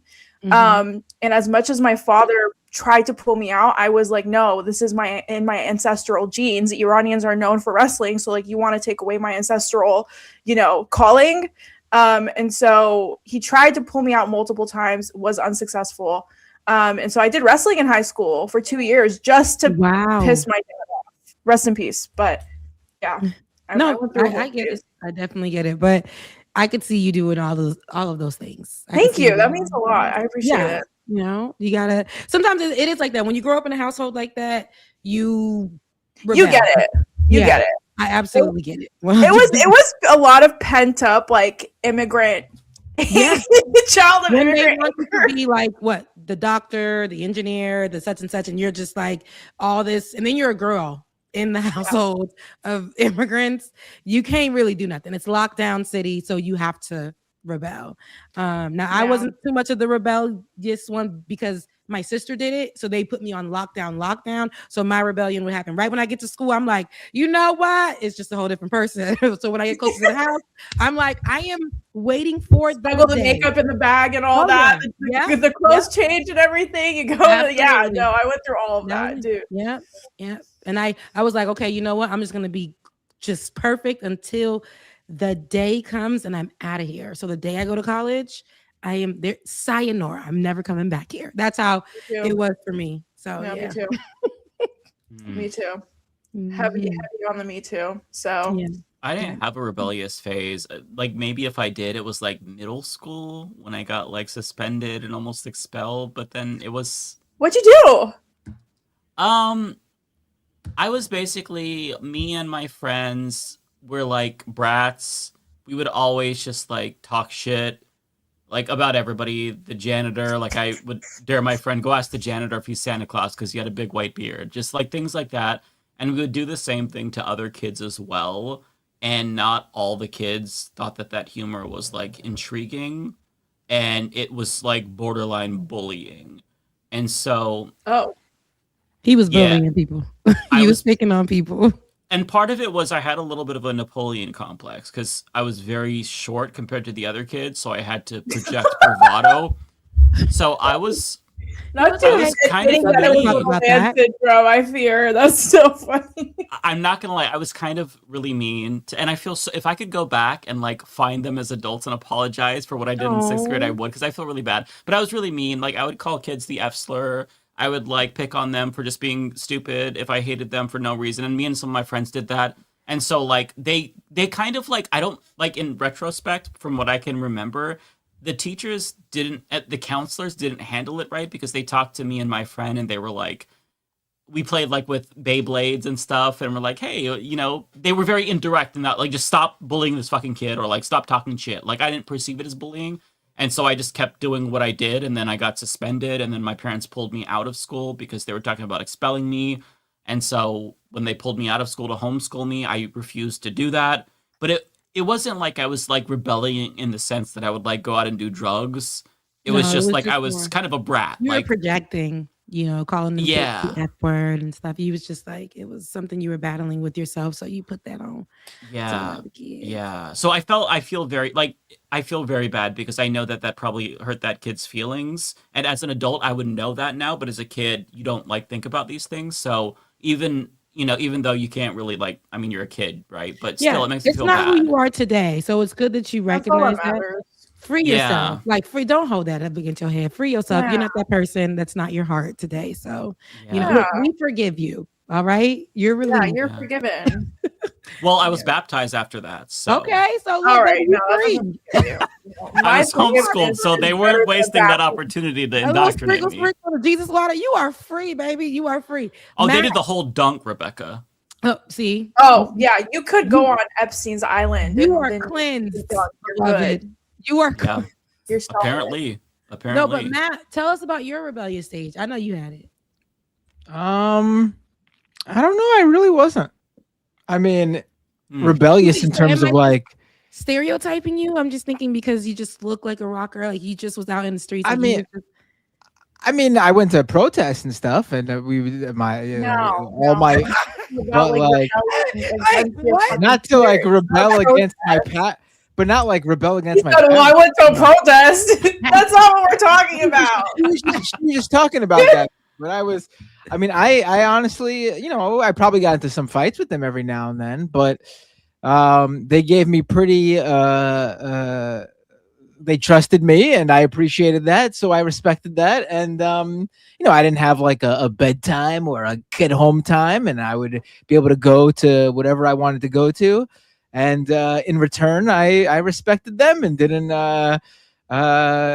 come home drunk because I didn't drink. Mhm. Oh, that's good. Look, you were a love good kid. I was a pretty good kid too, but rebellion had to come somewhere, especially like I said, growing up in an immigrant household. And I know you, Mike, had the Christian or the religious household. And I had both, I kind of think mixed. My dad wasn't saved, but my mama was, so it got crazy. But so Matt, you just were like, I mean, I was actually the responsible friend. I was the designated driver. I was the one keeping everybody alive. I was the one actually driving awesome, everybody though. around. man, I you was, just Being a diva wow, is that's so actually great. good. Like, I love that for Parenting you. does healthy parenting just raises your child normal. Right. Many people should learn. Alan I mean, Walker yeah, did good if he's watching this. I'm trying to do that with my With own your kids, kid? you know, not be too Aw. strict. I mean, they do have a bedtime, but like, so there was a situation the other day where my son, he's in 5th grade, and they have a group like messenger chat like on their iPads and stuff with all their his classmates, and someone in the class changed the group chat name to something very inappropriate, and a bunch of parents saw it, and some parents were like punishing their kid even though their kid didn't change the name of the group chat. And I was just like, well, when my wife showed me the name of the group chat, that when it was changed to something inappropriate, I laughed. That's pretty funny. What was it? What was it? It was, I'm curious. so the group chat was changed to how to suck someone's balls. You're such a kid. That's why people can't. Millennial parents. I mean, it's a bunch of 5th graders. I thought it was funny. That's very much 5th grade humor, yeah. But I thought it was funny because I said, my wife was like, "Why are you laughing?" And I was like, "Listen, the kid could have went with just the basic suck my balls, but instead they were getting a little bit creative with it. They were like, oh, but I changed this to how it died." That's actually such a good point. So I thought that was funny. I thought that was very funny. I was like, it wouldn't have been funny if it was just suck my balls, but it was funny because it was how to suck someone's balls. Oh my god! I fear if I was a parent, I would not take anything seriously. Millennials don't take Right. anything seriously, so I'm pretty sure Gen Z people are not taking anything serious at all. Right. They But I got mean, all some parents in the class took it very seriously, and I was just like, you know, my wife was like, should we ban him from the chat? Should we block the chat? I'm like, no, just leave him in there. Let them. They're gonna be. This is what 5th graders do. If you do anything to make him be an outcast in any way, then it's gonna only affect him. He didn't change it. He knows Mhm. that was inappropriate and wrong. He's not gonna do Yes. that. So why you punish Exactly. him for it? Yeah. Wow. You know what, chat? Y'all need to learn. Y'all need to learn because my parents were not like this. no. And it did not work out well for them when I became a teenager. So Yeah. no, I agree. Like I feel like a lot of parents end up othering their child as a form of like punishment, but that like you're literally torturing your child because once your child is othered, they're pretty much fucked. So Mhm. Yeah. Yes. should we get I feel back like to my news parents- or I kind of like No. the brain rot conversation. I'm not gonna lie. Yeah, I Well, have no, some last funny thing- you're at news the end of the stuff, show. but But yeah, no, this is the end. no, of we it. might Matt, as well somebody have was asking how your father is in the chat. Oh, I would like to know he's- too. So he's he's in a rehab facility now. I think he posted about it on Facebook a couple of weeks ago. So I think it's out there. So my dad was not feeling good for a month or two, and we noticed that he was very uncharacteristically. He was acting very uncharacteristically on Thanksgiving. And we told him go to the doctor, and he went, and they did tests, and they found out that he has cancer, and Oh God. it spread, and he had it in a number of places, and he started taking treatment and getting both chemo and radiation towards the end of December, right around Christmas. And he started acting a lot better and feeling a lot better.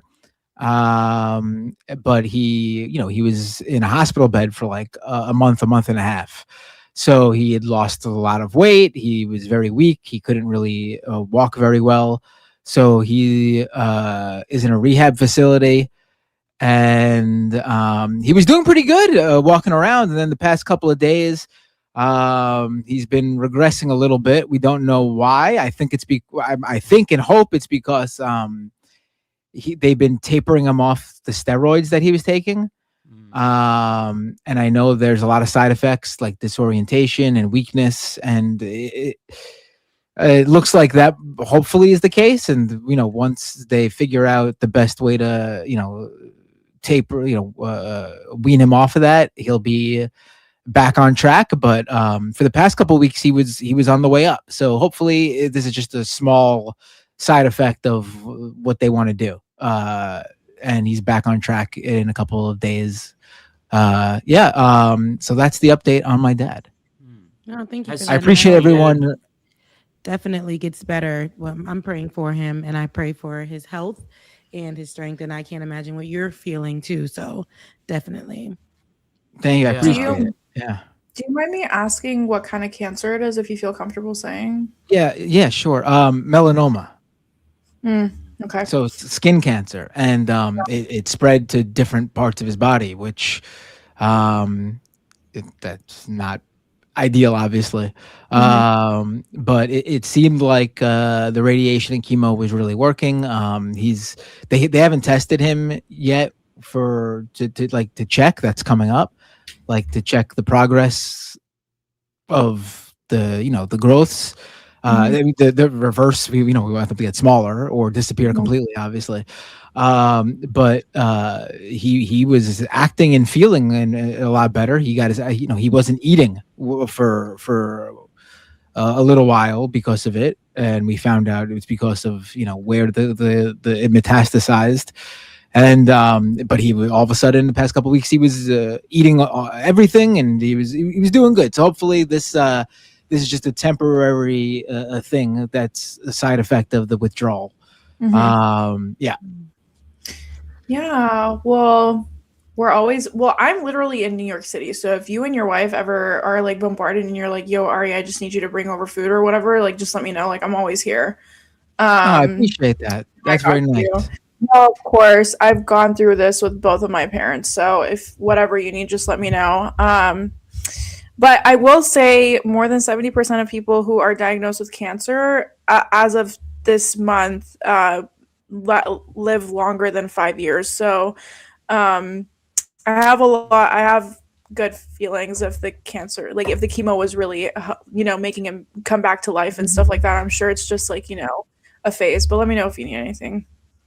Yeah, I appreciate that. Yeah, it really looked like it was doing its job. Like it was a complete change. Like it went from like, I did not know how long I was thinking in that, vein of things, how long we had. And then I went from like, oh, we're recovering here. We just got to get him exercising, like doing the physical therapy. This is good. This is amazing. And I was looking up and reading a lot of like, the treatment for this stuff. Really, it's been like over the past like 10, 15, 20 years that these like advances been made. It's crazy. Yeah, like if this was like 15, 20 years ago. That's actually why I asked you what kind of cancer. Like when my dad got pancreatic cancer, we thought it was going to be like a 3-month death sentence, but then cancer research had extended so far that immunotherapy gave him 3 extra years that he would have never had it been 10 years ago. So I think a lot of people just get super scared when they hear the word like cancer, but it's actually, which is why, going back to today's time, which is why it's so sad that Trump cut so much cancer funding, because it's actually elongated so many people's lives and has given them time to have years after their diagnosis and be able to, straighten things out, get their, last couple of years with their families and stuff like that, which is why cancer research is so pertinent and important that we continue having. Right. I mean, but yeah, like I said, my article doesn't really admit it, so just let me know.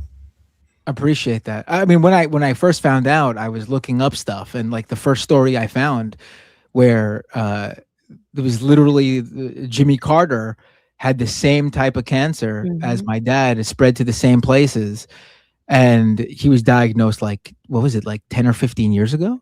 And And he lived 10, 15 years. And when he Yeah. did pass away, it wasn't because of the cancer. It was because he was like 96, 7 years old or something. He lived long. So like when I saw that, and apparently like the therapy they use for melanoma, it was very early days when they gave it to him, and he was like the case that made them like, get it out more. Like, this works. We're gonna use this is gonna be the stuff we used. Like, this is gonna be the treatment. Hopefully, I'm hoping for the best, and I really appreciate everyone's kind words. If this was just a few days ago, I would have been completely 100% smiles and positivity about it all. But this setback, I'm not ready to see the setback. Too many weeks of good of good progress that I wasn't ready for these past few days. But I'm hoping it's just the steroid related stuff. Mm-hmm. Like I said, he'll get back. He'll get back. Yes, he will. I have good feelings too. I you even sharing that with us, like I said, I'm definitely praying. And again, I can't imagine what you're feeling. So I definitely am praying for you too, for your peace of mind. I'm pretty sure it's a hard time for you. So thinking of you, praying for you and your dad. So thank you. Someone reminded me, Jimmy Carter lived to 100. My bad. He did. Yes, it was 100. My bad. Yeah. He was vintage. Yeah. He was vintage. Yeah. I just want to say, like, I have full confidence that your father's going to be okay, and it's just the weaning off of steroids, because my mom has had cancer for over 5 years now, and it's been managed with medication and stuff like that. And there were times where it was very much touch and go, and I was like, this might be it. But it wasn't. It was just like, it ebbs and flows, right? Like, they get weak and then they go to rehabilitation and they come back, and then there will be phases where he'll get weak again. Like, I'm going to be transparent with you, but it ebbs and flows, and it's going to continue to ebb and flow, especially with the type of cancer that he has. But I will say, just please make sure that you also take care of yourself, because I feel like caregivers really tend to forget themselves. And I think a lot of healthcare providers don't talk to caregivers about the extent of hurt that your mental and your physical goes through, whether you binge eat, or you don't eat, or you don't sleep, or you sleep too much. Like, every person's different, but I just want you to make sure, like, you don't abandon yourself. You know what I mean? Like, you have community, make sure you tap into them. That's what community is for. You know what I mean? Like, you're there through the good and bad times. So definitely just make sure you don't take it out on yourself. Make sure you take care of yourself too. Yeah. I appreciate that. Luckily, I'm one of 4 siblings, so it's been nice. Easier to share the responsibilities. I will say, though, that insurance in this country does not make any of this any easier. It's in so fact, bad. It's so bad. Especially when it comes to Medicare doesn't pay for They don't. for a lot of stuff involving post-hospital care. Because you're only supposed to be in the hospital if there is a need, and that need doesn't count someone too weak to get out of bed. That's your problem. If you're too weak to get out of bed, you got to be dying, like literally, like they need to be doing something to administer you support to enable you to live, for you to be in a hospital. Otherwise, if it's just that you can't get up and get to the bathroom or get food, tough shit. You're on your own. Yeah. No, you're right. No, you're absolutely right. My dad was driving Uber until his liver gave out. Like, the doctor was literally like, you're about to die. And that's when he stopped driving Uber, because it was thousands. One bag of immunotherapy was $20,000, and he had to get two bags every month. So I will say, though, look into AARP, because AARP does cover a lot of the stuff once you get a membership. So definitely look into that. Because AARP covered a lot of my dad's costs too. I'm giving you a big hug, Matt. Huge. Okay. Appreciate it. Virtual hug. Yeah, virtual hug. You can't feel it, but it's there. And thanks for coming on. Send us some money. Like, this guy's going through it. And you know, Sorry, I didn't mean to laugh. I laughed. Love bomb Matt, but also money bomb him. Yes. All right. Let me go ahead and pull up some super chats. Oh, yeah. Okay. So, let me find. First one is from Prairie. Okay, here we go. Thank you, Perry, for the super chat. I see the weather forecast for your neck of the woods. Get a rotisserie chicken and stay warm. Snow melts away into spring, and tyrants fall to the will of the people. We win in the end. Thank you so much. Love the Yes, optimism. I'm gonna use that to give me a piece of chicken. Thank you, High as Heck Priestess. Thank you so much for your super chat. Not Los says Rebecca is super dope. I appreciate that. Thank you. And then I think I sent a yellow heart over, and then he says the yellow heart deserves another 10. Thank you again. 20th Century E. Becca is awesome. What? Thank you. You think I'm awesome? Thank you so much. Old man in Philly with the cute gear. Thank you so much for your super chat. Love seeing you in your element interviewing guests. You all need to do this more often. Keep up the great work. Oh, thank you so much. Tigwick plays games. Oh, pause. I had Georgia Fort on my show earlier this week. She couldn't come on tonight, but I'm definitely gonna get her on to the show so she can definitely give us some more information out of Minneapolis. I'll check out your show with her. I missed that. Yes. Thank you. It was with Ben. It was Like It or Not. It was earlier. Oh, okay, nice, nice. Tigwick plays games. Thank you so much for your super chat. Here's a few extra bucks. I appreciate it. Lizzie Bennett, 5726. Completely agree with what you said, Becca. Being able to partake in tomorrow's strike, given today's job market, might be a luxury. It might be for some, for sure. Again, Lizzie, as it is, I intend to have my work status as busy. Come on, girl. Throughout the day as I work from home and do nothing. Congrats on the new job. Thank you so much. And hopefully I keep it in Jesus' name. But yes, I love how she's trying to work the system. Listen, can't, get off of work, but I'm gonna keep it on busy. And so they don't bother me. So, be in solidarity. I appreciate that, Lizzie. Thank you so much.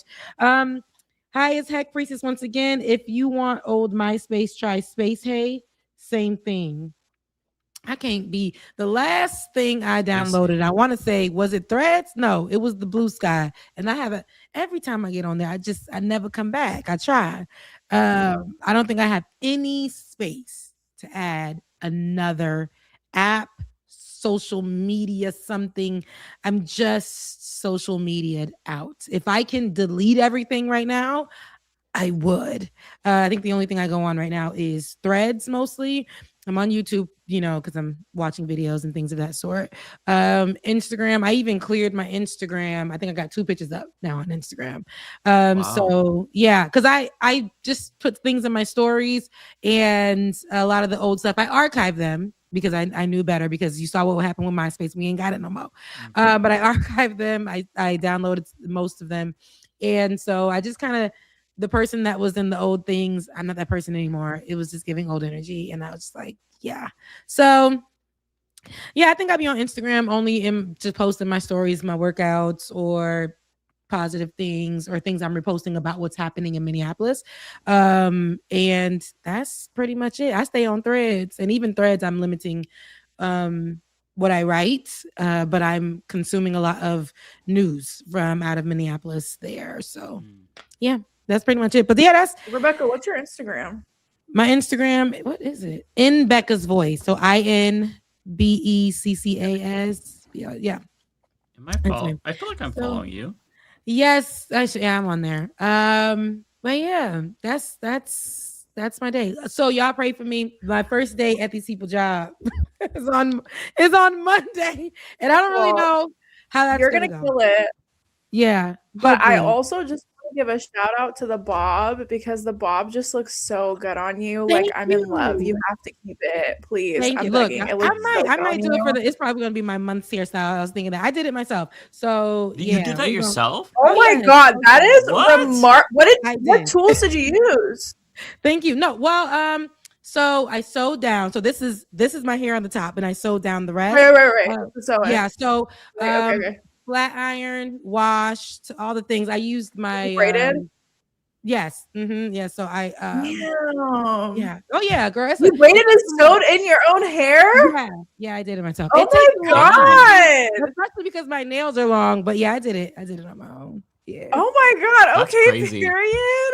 Yes. I was like, you know what? Let me go ahead and get myself together for the week. So, but yes, I will see y'all next Thursday. I did miss you guys a little bit this week. So I will see you guys next Thursday. I hope that you guys enjoy the rest of your weekend wherever you are. I know it's a lot of snow in New York. Is it snowing where you at, Mike? No, it's really cold, but it's not snowing. There's a little bit of snowflakes on the forecast, but I don't know if that's they might have changed it. So we're not there yet. We usually get snow in February, so. Okay. All right. Well, I know that you guys have it's a lot of snow in New York, I want to say. So you guys try to stay warm and enjoy yourselves. And again, I'm sending all the love to you. Look, all the love is going, sorry, y'all. All the love is going to Matt. All right. Love you guys, mean it. I'll see you guys. Thank later. you. Bye. Bye, girl. All right. All right, I I'm think gonna go the first fast. one. I swear. Oh no, you're good. Promise. You take as much time as you need. I believe this is your first one, right? Yes. Who is Okay. the most cruel orange man? Madding Targaryen. Nintendo Gaming Channel. I have no clue who Matt King Targaryen is. Mad King. It's from Game of Thrones. It's a nerd I reference. fear this is the second version of Johnny Singleton. No, I- what? Okay, they- Nintendo Gaming Channel. Like, I'm gonna actually lose my mind if you can do this. Like, you keep sending me these chats that literally only Mike understands. And it's like, I appreciate the 279, but I'm begging, like, make a Bradstall reference or something. I can't keep. I'm just a girl. Like, I don't. Well, know I what have you're to explain saying. the lore to you now, right? So, Mad King Targaryen, I believe he was slayed by Jaime Lannister. Who is Jaime Lannister? He was Wait, is the this a real brother of story or like a gaming Cersei. story? It's in Game of Thrones. It's in Game of Thrones. It's actually, I should have tried to explain the lore. I don't remember enough, but No, please explain the lore. All right, so he's a slave in a make-believe land. What happened? no. So he was just the Mad King. He went crazy and he got clapped basically. And or a Nintendo Gaming Channel saying that Orange Man is basically Mad King Targaryen. I would say that he's a lot more like Joffrey, just because Trump is a child. Joffrey was like a child Mad King, not really a Mad King, but just like evil and tyrannical and sadistic. And I think that is probably more Trumpian to me, Okay. if I had to guess, or if I had to like say, I don't know, because like we don't really know much about the Mad King. I didn't read the books, and based on the show, we just heard of him. But we know Joffrey, and that's Trumpy. All right, cool. I hope you got what you were looking for out of that Nintendo Gaming Channel. Always something with you, man, but thank you for the money. I appreciate it. I'm not complaining. MQR subs 465. Thank you so much for the $10. I've been following more creators on LM audience, and one the Tungsten Wire just posted a YouTube short about Iran. I know you're Iranian and would love to know your thoughts on his views. Don't know who Tungsten Wire is. He wasn't he one of? Did he come on our calls? I don't know. Maybe it was Tungsten, or maybe it was. Oh God! Not me saying Tungsten. Well, I don't know what's wrong with me. I don't know. I don't know what the views are. Chad, do you guys know what the views are so I can give my commentary? Because I don't know what his views are. That's cool that we have a bunch of audience members who are getting involved in the creator space. I'll love to see that. I'll have to check out that video. I know, me too. I love that too. That's so cool. Okay, well, thank you so much for the $10. Chat, if you guys know, please let me know. But next time, if you tell me what his views are, I would be able to tell you very easily. Looney Tunes 9000, thank you so much for the $2. Qasim was right on. F ICE, defund ICE now. I totally agree with you. Usually I've been of the belief that saying defund the police is not going to be like, it's not inherently palatable to all people, and it's like confusing and you kind of have to, explain it. But I feel like with defund ICE or abolish ICE, it's like the writing is literally on the wall. Like, it's so easy to explain. And just, I mean, it literally got established right after 9/11 with the purpose to hyper police Muslim and Middle Eastern people, and then it morphed into what the fuck it is now. So I feel like that's one of those things where it's like, okay, that I can say and everyone can get behind easily, as opposed to defund the police, where you kind of have to explain this whole philosophy and ideology behind it. Anyway, sorry. I kind of feel like abolish DHS entirely is better, because like we don't need border patrol. Like all that shit is redundant. I wish people would get on board with that, but I'm with the popular slogan, abolish ICE for sure. Yeah, I feel like we need to start small, man. That's fair. Let's first get one slogan backed by some people, and then we can like make it bigger. Yeah, that's fair. Amira Jessa, thank you so much for the $10. I really appreciate you. And Nintendo Gaming Channel, MAGA screwed MAGA, like quote Brett screwed Brett. Don't know the wrestling reference. I've got nothing. Huh? That's a wrestling reference. Oh, okay. Nintendo Gaming Channel. You're doing it on purpose so that way you. No, I fear at this point it's just like trolling. He's like, you know what? If I can't talk about Johnny Suvalevich, I'm just gonna confuse the fuck out of you, like every week. Thank you so much for the 279, though. I appreciate it. Unknown OV2KZ. Thank you so much for being the second person in my chat with the king crown. I appreciate you. Love your contribution. Some small constructive criticism. When you hit your mic, I get a bit of sensory overload. It would be nice to be able to hear your voice clearly. Do you mean when I hit my mic physically, or? That's probably what they mean, yeah. Oh, I don't ever notice you doing that. Okay. I Every now did not know I did it. I didn't notice. I didn't notice until this person said something, and now I definitely notice. Oh, I've never noticed that at all. Okay, I'll stop hitting my mic. I apologize. I repent. I'm sorry, guys. Nintendo Gaming. Thank you so much for the €10. I appreciate it. Nintendo Gaming Channel 279. It's always 279 too. Why don't you upload normal videos on your YouTube? Okay, thank you. Wait, this is so refreshing. Like an actual question I can answer. So I'm not gonna lie to you. Transparently, I got super I can make all the excuses in the world, but I just feel like the start of this, just in general, everything has been a lot. But whenever something happens in Iran, everyone taps into me for advice, and I just end up working like 100-hour weeks. So I just feel like this month has been so chaotic on so many different levels. But tomorrow I will be drafting my next long form YouTube video. So we are starting back up again. Starting next week, we will be uploading long form videos regularly. I promise you. I know I keep saying that, but I promise we're getting it done. I really want to get to 100K subscribers by the end of this year, so we're gonna do it. We're locking in, chat. We're locking in. What are you at right now? 19,000. Okay, that's doable. It's doable. Yeah. I already know what works, and I know what people engage with. I basically talk about resistance in a funny way, like protesting and stuff like that. I already know exactly what I have to do because I figured out what works. It's just the editing and the filming and the research. I mean, I could hire a researcher, but like I'd rather travel. I'm sorry. I'm being a brat. Like I need to lock in. But I mean, like when you hire your own researcher, it's like if they mess up, then that's on you, and you don't have the reassurance.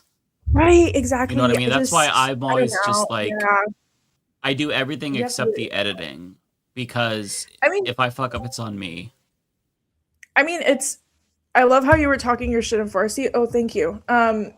Yeah, it's been a week. It's been a month in general, but I agree with you, Mike. It's a lot to just let someone just trust someone like that, especially when I'm talking about really important things. So I really need to lock in. Long story short, I'm the problem. It's me. But I also do a lot of work. Like I'm a creator, but I'm also an ambassador for multiple nonprofits. But then I also consult different nonprofits. And then I have my Substack, which is a newsletter. And then I also do short form videos. And then I also upload tweets. And then I also write for multiple Instagram pages. Like there's a lot going on in my life. So I just need to. Well, short term is like your main bread and butter, right? Like on like Instagram and TikTok and whatnot. Yeah, that's time consuming because you are constantly pumping out stuff. So that's got to be a lot of work. Constantly. It's a lot. It's okay though. We're locking in. Long story short, we're locking in.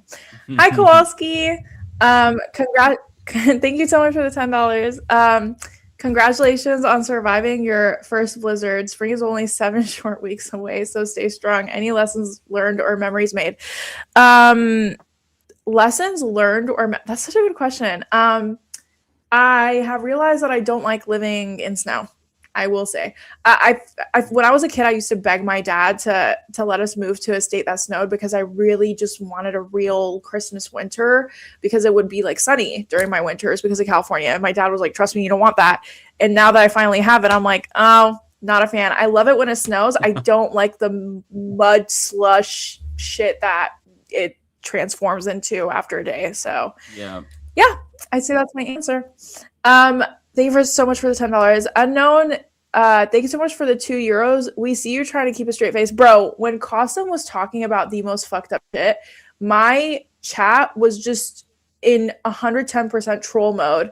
I had one motherfucker saying, I'm a lawyer, get this guy to shut up and put me on, which was kind of making me laugh. And then everyone else in the chat was like, where's Kowalski? And then all of this was happening all at the same time. And they were all just going back and forth with each other. And I started like, I couldn't like hold it in. And then other people in the chat were like, is Ariana smirking? Which I was, but there was so much going on in my fucking chat.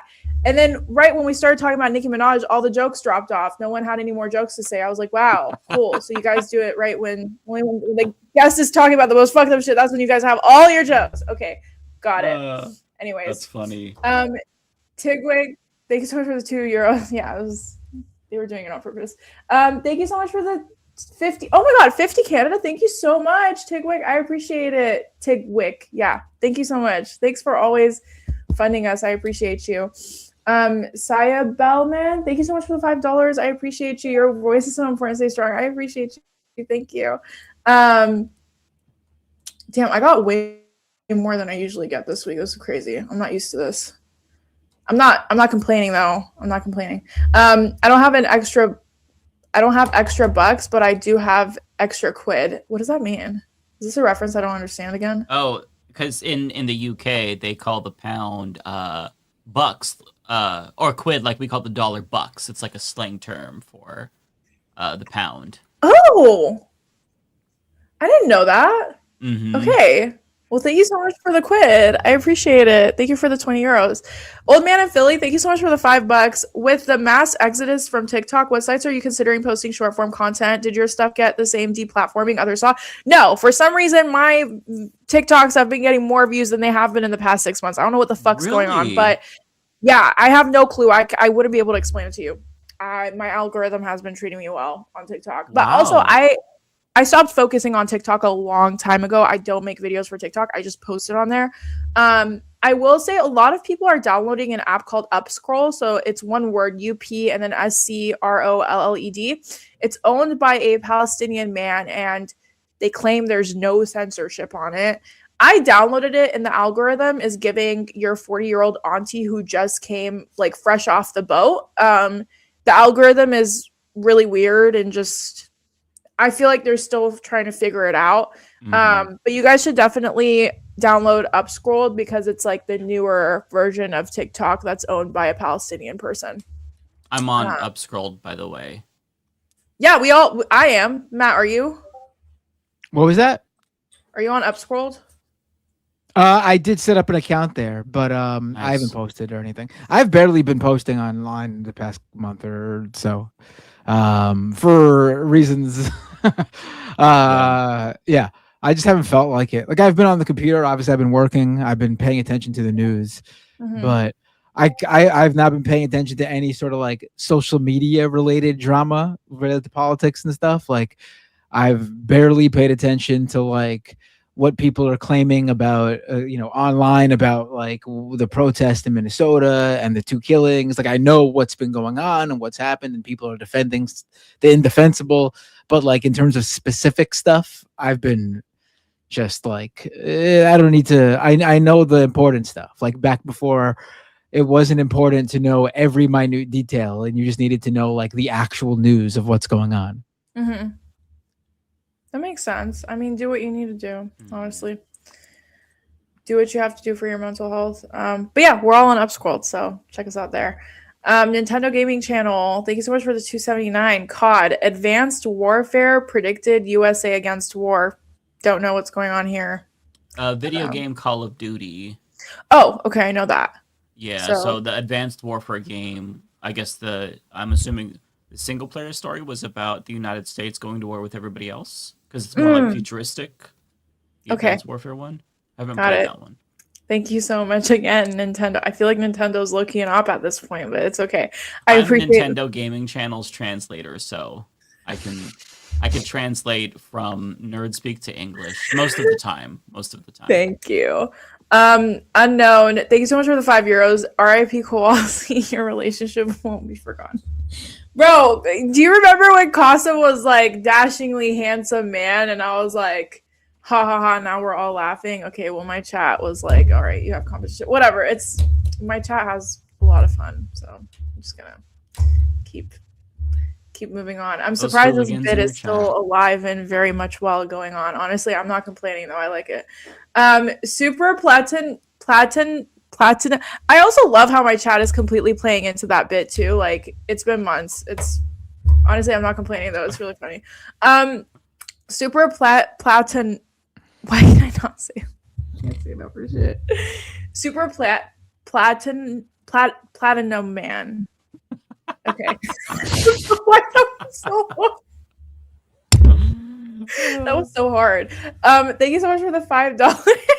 Why has no one talked about Kushner's plan for Gaza at Davos and MAGA is now pro World Economic Forum, make globalist great again? I honestly, have we not talked about it?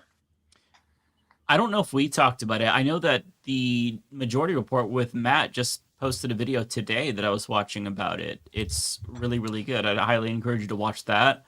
They basically echoed my thoughts on that. It's there's not really a particular reason why I haven't made a video about it. It's just that there's so much to talk about, and I don't know what to cover in any given day. Like today, I put up a shitty, like, stupid video about Melania's movie because I just needed like a break.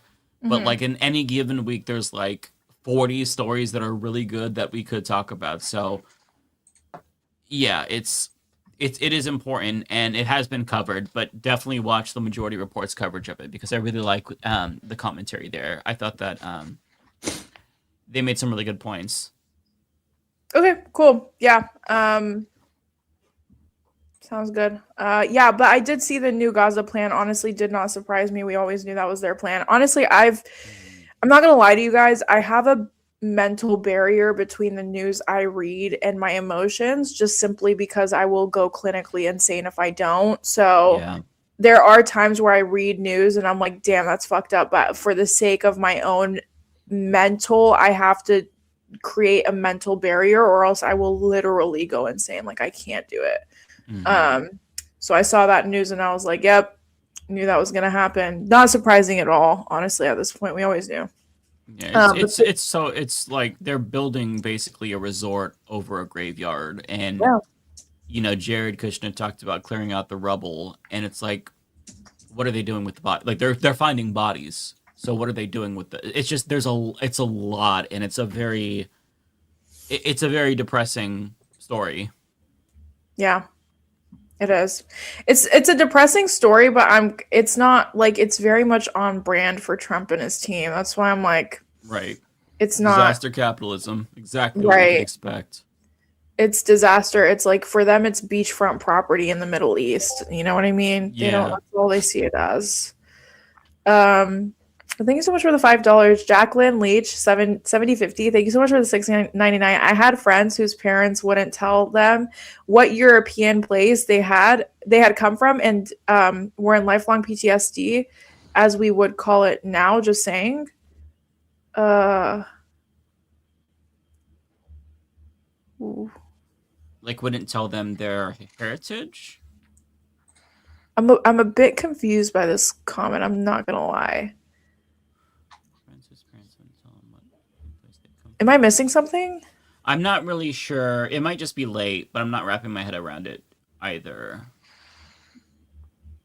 Yeah, I'm not sure. My brain could just be cooked though, to be fair. I have no idea. Did they get PTSD because they thought they might come from like Nazis or something? Wait, chat, am I... It seems like the chat thinks that too. Oh, PTSD from the news? I'm not sure. Possibly World War II probably related. World War II related. Okay, yeah, I Yeah. can see that. God, I'm so sorry. That sucks. Yeah. I hope they found out where they come from. Don't trust genetic sites. Don't give your DNA to them. I already did. You're cooked. I'm just kidding. Just to confirm that what I already knew. Yeah, I'm Portuguese. I really want to do one because I'm Iranian, but my mom is like a sub-Iranian. Like she's Lur. Her family is Lur. She speaks Farsi and Luri. And my father had blue eyes and brown hair. I'm very curious. Like I feel like there's something that happened in my ancestry where some colonizer mixed in with my family. I don't know what happened, but I would have loved to, but I never trusted them. So thank you so much for the $6.99 though. I appreciate it. Zeetways, thank you so much for the 12 euros. I really appreciate it. Thank you so much. Okay, Fudgy sent me 300 Canadian dollars, which is crazy. Whoa. Thank you so much. Oh my God. Yeah, crazy. Holy fuck. I didn't know you could send that much. Crazy. Thank you first of all, thank you so much. That's so sweet. I so love the parasocial hangout I get to have with you folks every week. I love the empathy and listening you have, and in the combo right now you are exhibiting that. They sent this while we were talking about Matt's father. Ariana, you are a vital cog in TLM. Oh my God, thank you. Thanks for all you do. Thanks for the guests that you brought on. You truly are a star. Oh my God, wait, that's so sweet. That's so nice. Oh, I'm gonna treat myself with this money. So thank you so much. It means a lot. For the commenter that said that's 50 cents in American dollars, you are a hater. You are a hater. That's okay? not 50 You are a hater. 300 Canadian dollars is a lot of money, okay? Yeah. Thank you very much. It is a lot. It's a lot of money. Thank you so much. That is a fuck ton of money by Super the Chat world. standards. Thank you so much. I really appreciate it. Thank you so much. Come back again. Come back again next week. I'll be here. To Trumbo 99, thank you so much for the $2. Here's to the rebellious teen years. Ariana, thank you. Put in a lot of work just to piss my dad off. Super Platinum, $5. Thank you so much. You should get some Dominican food. Okay, hot take. Please don't hate me. I tried Dominican food multiple times. I've wanted to like it. It's not for me. I'm not gonna lie to you. It's maybe I'm wrong, but they have a lot of fried food, and I'm just not.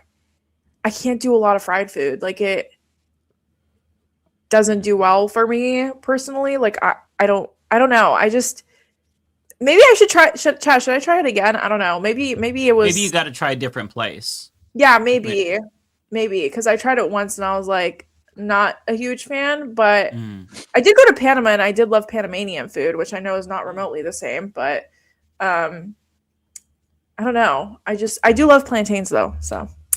But thank you so much. I will try it just for you, just because you told me to. Omega Shenron Dragon, thank you so much for the $5. Platano is plantain, a Dominican banana. You have to peel it with a knife to make. Yes, I do know what they are. Sweeter, riper. Yes, I love plantains. If you guys have never had plantains, you guys have to try it. It's so good. Nintendo Gaming Channel, thank you for the $2.79. Do you expect ICE at Super Bowl to commit crimes? I 100% believe ICE is going to be at the Super Bowl because if they're going to the winter games in fucking Spain or wherever that random it was, it Italy or Spain where they were like ICE is going to join us. I think it was Italy. That's so wild to me. Yeah, they basically they announced and they were like, we're going to have ICE patrol the Winter Olympics, and it's like, what the fuck are we doing here? Like, what is the practical point of ICE? And what are they going to do? Kick out undocumented immigrants in the Winter Olympics in Italy? Yeah, it makes no sense. They also, I know you all probably heard about this, they tried to enter the Ecuadorian embassy and caused an international incident because I don't think they realized that they can't do that. Like, they're stupid, so of course they probably didn't know that. They just saw brown people and wanted to break in. But we're beyond like parody. Like, I don't even know how to process the information about ICE anymore. Yeah, no, I agree. I mean, I got one last one. Fudgy, thank you so much for the $20. again, thank you so much. Again, thank you so much for the money. I really appreciate it. It's so true. I told both Mike and David one time on Twitter that I discovered both me and my sister are followers of both Mike and David online. We both found them independently. That's so cool. No kidding. That's I awesome. love that. That's the thing. Like, I feel like once you start watching leftist news, like, you just get interconnected with so many other people. Bay Photo, thank you so much for becoming a member again. DHS is always at the Super Bowl. It'd be really funny if they continued and they were like, yeah, we both found you on the list someone made of a libtard playlist. That's crazy. A libtard playlist is crazy. There's a you ever get pipeline added? and It we're doesn't, part of doesn't that. happen so much now because I think lists either don't exist or they're greatly reduced in importance on Twitter now since Elon Musk. But there was a time where whenever a conservative would get mad at me, they would just put me on like a Twitter list with the funniest name. Like it'd be like, me too. pieces of shit. Biggest libtards on the internet. It'd be like, The craziest names ever.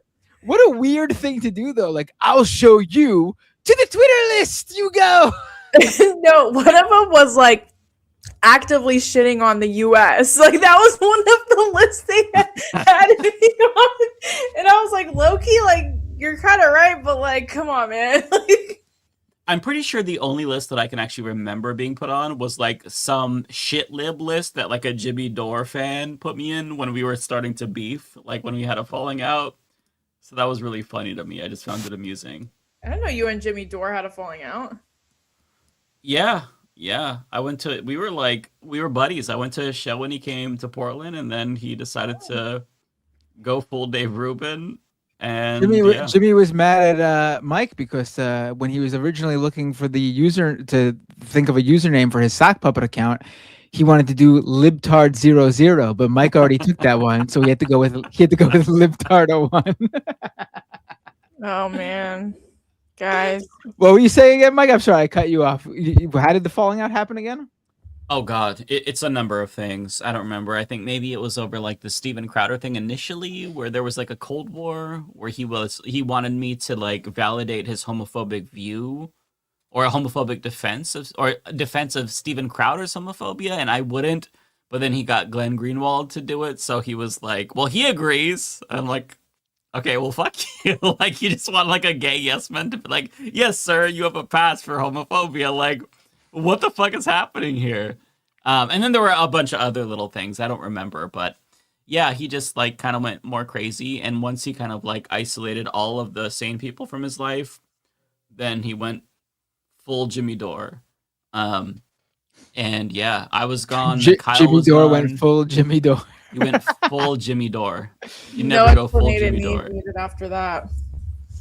Yeah, according to the Vanguard, I haven't seen the video, but it showed up in my subscription. He is bootlicking ICE now, which is crazy because he used to hate cops. So, yeah, very crazy stuff. Damn. Well, I am done with my super chats. And Wait, is this one for you, Ariana, from Ben Riley, or is this for Rebecca? It's not for me. Oh, okay. Okay, All I'll right, read that guys. later. Chat, I love you guys so much. I'm so glad you guys like that guest. I can keep curating more guests for you guys if you want. I know a lot of people, so I'm sure you You guys and know Lance a lot are the of ones with the people too. connections. I know you guys know a lot of people too, but if you But guys, you guys know like a fuck ton of people, so it's nice to have that. Nice to have the access to like get a bunch of cool people on. yeah, like when we had Francesca on too, that was cool. That was cool. We gotta do that again. Yeah. I feel like I really love having guests on. I feel like we should do it more often. Chat, do you guys like it when we have guests on, or do you guys prefer it? Wait, can we do viewer call-ins again? I'm sorry. I would love to. I would love to do that again. Yeah, I feel like we just have to put a timer. Someone just has to be the cop. Someone has to be like, all right, you're cut. Get out. It's You know what I mean? it's hard for me to do that because I don't want to like if somebody's making a really good point, I don't want to cut in and cut them off and be like, your 5 minutes are up when they're like talking about something really significant. Dramatic. Yeah. No, Yeah. So it's hard for me to do that when it's like this format. But yeah. I do want to do that again. I thought that was so much fun. I was actually thinking about that Today I'm like, we should do a call. I'm like, no, we have a guest, so maybe next week or something. But yeah, we'll have to plan it. Next week we're doing call-ins. That's what we're doing. Should we just like book it, mark it Yeah, down as we're call-ins? booking it. We're doing call-ins, and I'll be the police. I'll be the 5-minute police. I'll be like, all right, you got to go. Okay, you got to stop talking about trauma. You got a minute. Okay. I like that. Well, everybody mark your calendars. Next Thursday will be a call-in show. Should we do like the first hour news, second hour call-in, or do you think we should do the whole thing call-in? I think we should just give it to the chat. Like, they're so loyal. They're always here. I feel like we should give them, like, they're very entertaining and charismatic. They are. And I felt so bad because we had so many people in the queue, and I truly do love our chat. Like, I feel like our chat is so loyal. They're always here. We damn near know most of them by their names. Like, no, we should give them a full episode, and we should get as many people on here as possible and give them the floor. But when I'm the police, I'm really sorry, y'all. Like, if I cut you off, I cut you off. Like, it is what it is. We got to give everyone room. But, yeah, I would love that. I would love just 2 hours of just talking to our amazing viewers. I would cherish it. Well, let's plan for that then. Next Thursday, full-blown call-in show, everybody. Yes. I'm so excited. Come in with your best chat. Yes, and prepare in front of a mirror. You better come on the camera rehearsed and know exactly what you want to say and have it all prepared for 5 minutes. I want power. No, I'm just kidding. But just remember, you guys got. Sorry, I keep banging my desk. You guys have a 5-minute mark, so do not get upset if we cut you off, because everyone should get a chance. Anyways, I'm so sorry. I'm keeping you guys up. Matt's tired. All right, guys. I'm gonna head out. I love you guys so much, chat. I can't wait to see your guys' beautiful faces next week. Come in with your best, whatever pitch you have, whatever you're working on, whatever your advocacy is, like, get it together, get your talking points together. Like, next week is the time for you to advocate for what you want, or you could just come in and shoot the shit. Just don't be crazy. Or if you want to, you can come in and technically insult us. I mean, Don't. All right, you can roast everyone but me. Don't be talking about me, please. I'm just kidding. No, don't actually, be mean. You guys have the green light to roast Mike since he wants it so bad. It doesn't bother me. If they really want to roast me, that's fine. But I don't like. There's nothing you would roast me for. Like, I'm virtually unroastable. So. You know what it reminds you? It reminds me of that one episode of The Office where Michael had a roast session and he ends up getting hella hurt by the end of it, even though he kept asking people to roast it. That's kind of the vibe it's giving. Okay, I'm so sorry. I keep elongating this goodbye. Okay, guys, I love you so much. Hey, you take care. I will We'll see you next beautiful week. Take care, Ariana. I can't wait to have the call-in episode. Okay, bye, guys. All right, take care. Bye. All right. Did you want to go first, or did you want me to read mine? I could go first. Why not? Okay, let me go ahead and actually go ahead and pull yours up because I'm not sure where to start. I'm gonna run to the bathroom and then I'll come back and take over for you once I'm. All right, cool. Let me just back. find it. Give me a second. Here we go. I don't know. I think Tigwick sent this to a whole bunch of people. So Tigwick Plays Games says, here's a few extra bucks, and those few extra bucks are $50. Wow, thank you so much, Tigwick. $50. It's Canadian, but it's still $50. Let's see. We got who's next? Old Man Philly. Where's this? Let's see. Old Man Philly. I'll find you. Here we go. Old Man Philly says, getting married in July, considering walking down the aisle with WAP playing as my entrance song. My fiance isn't on board yet. Thoughts? And I think it's a wonderful, heartfelt show of emotion to play that song with your, while you're walking down the aisle. I mean, consider actually offering that maybe she's not on board because she's upset because she wanted that to be her walkout song. I mean, you should consider giving WAP up to your wife as the, as a sign of just how much she means to you, that you're willing to give up your entrance song at your wedding to her. I mean, that's got to be why she's upset. I can't imagine any other reason. She wants that song for herself. I think it's a beautiful idea. Yeah. I was just saying she's probably mad because she wanted to do that. So a sign of true love and a lifelong commitment would be to offer that song to her for her entrance song for the wedding. Instead of Here Comes the Bride, WAP plays. I love that so much. All right. The next, are you taking over? Yeah, I can take over for you. Just tell me which one you want me Looney to highlight. Tunes 9000. I hate. Yep. I hate control freak parents. They love to ruin everything. They must be watching too much of the of what mainstream media spoon fed them. Yeah, I mean, I guess it depends. Like, what are they control freak over? Like, it's easy, I guess, now for me to say I'm not like that with my kids, but maybe I'm gonna feel different when they start going out of the house and hanging out with their friends by themselves. I don't think I'm gonna become a control freak, but the parenting you saw might slightly change. I'm still gonna try to be cool and do what my parents did for me, but also I don't know. I think about that all the time. Oh, when they started hanging out, and it's not like, oh, I take them to their friend's house for a play date. I think about that. That's going to be a big change. So as a parent, I get control freak in terms of you worrying about them, but then there's like the over zealous control freak parents, which I think you're probably referring to, that we discussed earlier, where it's like a kid in your friend's group chat in their class did something, and then you punish your kid for being in that group chat. That doesn't make any sense to me, and that's not good. Also, in terms of what you're saying about mainstream media spoon feeding them, there's definitely a lot of like, what was it, like satanic panic type stuff, like especially with social media, like the TikTok challenges and stuff, and like parents freak out about that, and then you look on TikTok and it's like there's no one even posting about this. There's no challenge. It doesn't exist. This was like an urban legend that spread through the school. That happens a lot. So that, yeah. T-Types with a super chat. Sending love to you and your family, Matt. Thank you. I appreciate it. Jacqueline Itch 7050.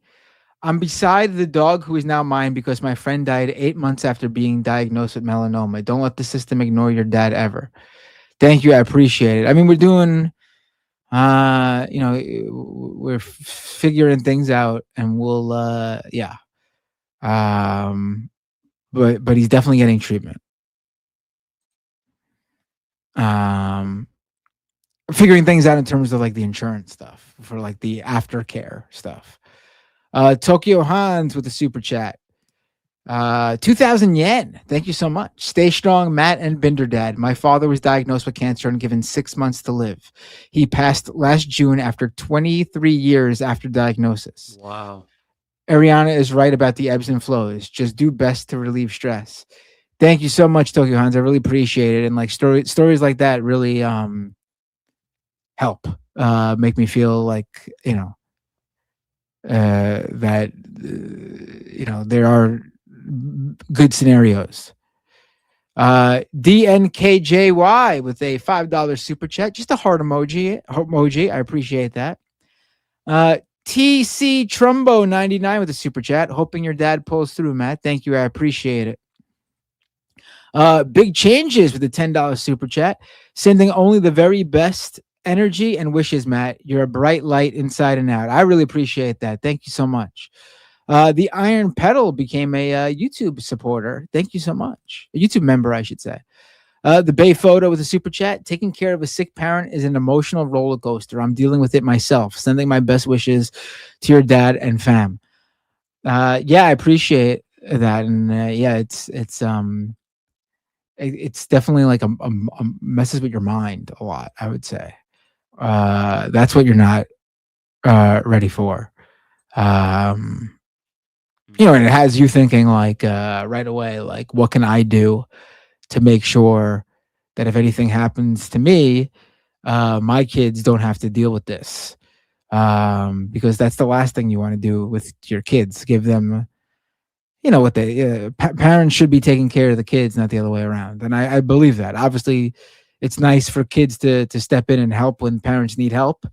But I do think that we are not their responsibility. They didn't choose to be brought into the world. That's how I look at it with my kids, at least.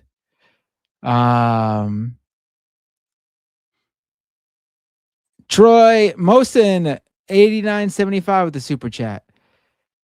Wishing your father the best, Matt. I'm dealing with stage 3 cancer myself and just finished a week of chemo. I have 3 more weeks to go with 2 week breaks in between. Thank you, chat and Leftist Mafia crew. Wow. Troy, I wish you the very best.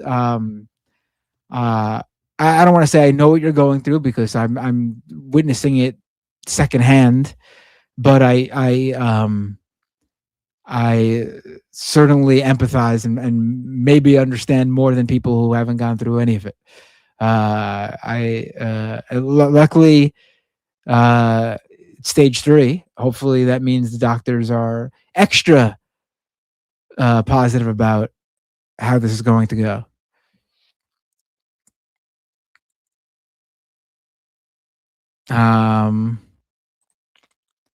Prairie Fire Neb with a super chat. $10 super chat. Binder Dad needs to get his MedBed card that Trump tweeted about a few months ago. Mm-hmm. There might be an AI video that he fell for. Regardless, I'm hoping for the best for your dad and family. I appreciate it, Kowalski. And yeah, I mean, that's why that shit's messed up. Like, if you're going through something like that, if you're sick or know someone who's sick or a family member who's sick, like, there are unfortunately people who grasp at anything they can and will believe insane shit like that because they've got nothing else and they need to hope for, and they need something. And that's why that shit's extra fucked up, that he would send something out like that as president of the United States, feeding into the delusion of conspiracy theorists that, like, that option exists out there and it's being hidden from them.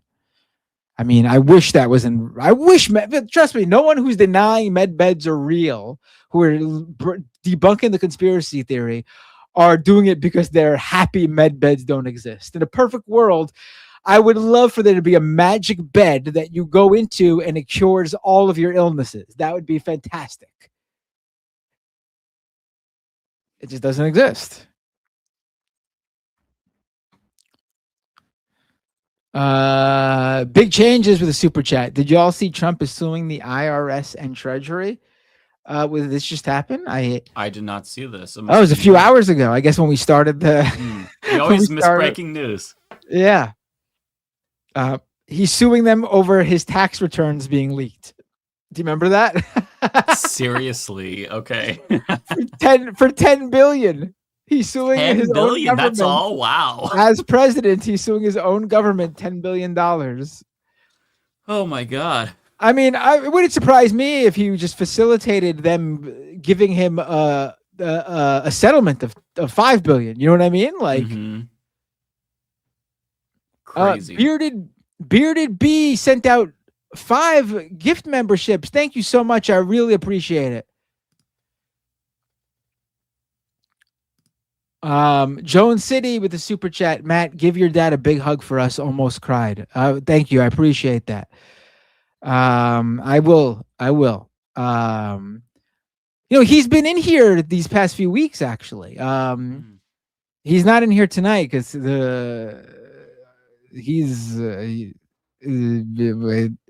it's not a pain thing, thankfully, which makes me think it's not related to when he was really sick last month and that it's a withdrawal thing. He's like completely out of it, like complete like mental brain fog. How many rounds of chemo has he had? Oh, he's taking it still. Like he's on these pills that so there's a specific mutation that some people have when they have melanoma. And if you have this specific mutation, there are these pills called like Brefcovy or something that are like, I don't want to call it a miracle drug, but like as soon as he started taking them, it was like overnight, like almost, he was completely different. and the doctor was explaining like these are fairly new. They've only been around for like I think 10 or 15 years, and if your dad was very lucky he had this mutation, because if not, it would have made this a lot harder to treat. Wow.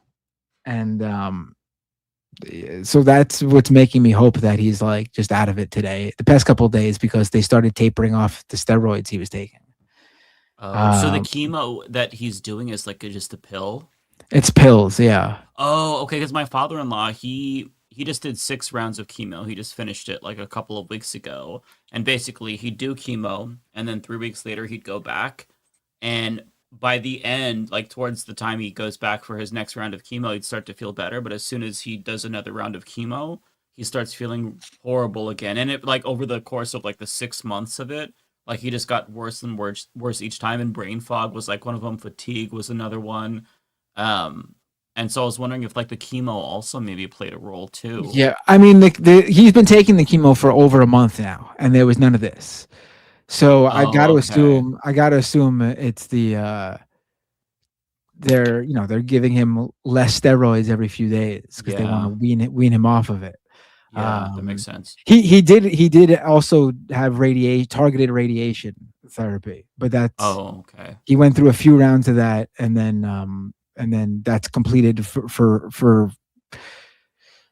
in terms of his current treatment, it's completed a whole, but with cancer, how, as things change, they alter treatments.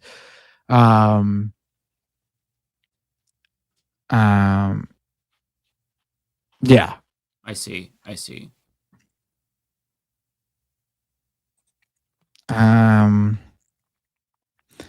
T-types with a hold on, here we go. Where is it? T-types, the $10 super chat. It's hard to imagine concrete solutions to this nightmare haunting America, but the arrogant violence of this regime betrays a fear that their goals may be impossible, and I can take heart in that.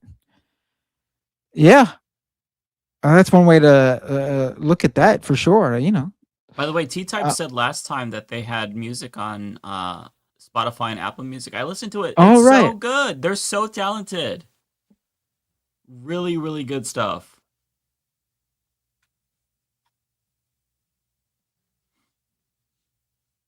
Anonymous 8013, $100 super chat. I really appreciate that, Anonymous.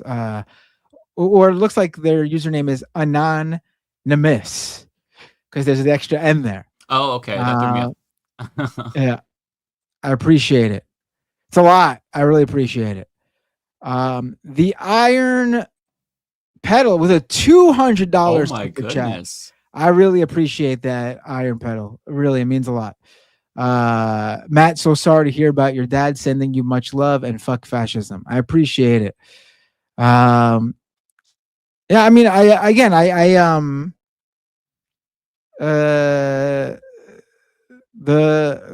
until these past few days, the answer would have been a lot different in terms of how is he feeling. It would have been like, oh man, it's like a complete 180. I thought he would be out of the rehab if it progressed like this in like maybe this week, if not the next week. And then, funny enough, his insurance for the rehab technically ended like a day or two ago, and we went to go check on him to see how he would be leaving, and that's when we noticed that like, oh, he's not ready now, because these past few days have been not good. But if it had progressed in the way it was, he might have been home by now. So we'll see.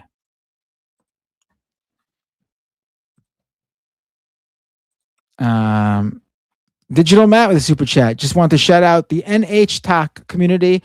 The New Hampshire delegation is D for disappointing. I know many of us are taking notes from communicators like y'all. Creflo $50 with a super chat. Is it me, or does Alex Jones look like a fat Stone Cold Steve Austin since Jones got on that Ozzy? Or Ozzy, I should say. Also, Mary Glue Sniff Camp Perez is going through it. That's a good one. Mary Glue Sniff Camp Perez. I love that. And Creflo $50 says here because of another super chat. Here because Hassan got a 7-day ban on Twitch again. What did Hassan do? Did he really? Oh, and Looney Tunes 9000 resubscribed for 13 months at tier 1 over on Twitch. Has it already been like almost 2 years or something? Anyway, you get extra pay since Lance ran away on super chats. JK. And thank you, actual Jake, for the raid earlier. Really appreciate that. What did Hassan do? I am not sure. Well, does anybody know? I hope it's not like a 7-day ban. So that's a long ban, though. Damn. For Twitch, isn't that? That's a really long ban. I mean, he could use the break, but it's still really fucked up. Violation of Twitch's community guidelines or terms of service. He said Zionist. He called somebody a Zionist pig, is what the chat is saying. Wow. I guess that'll do it these days.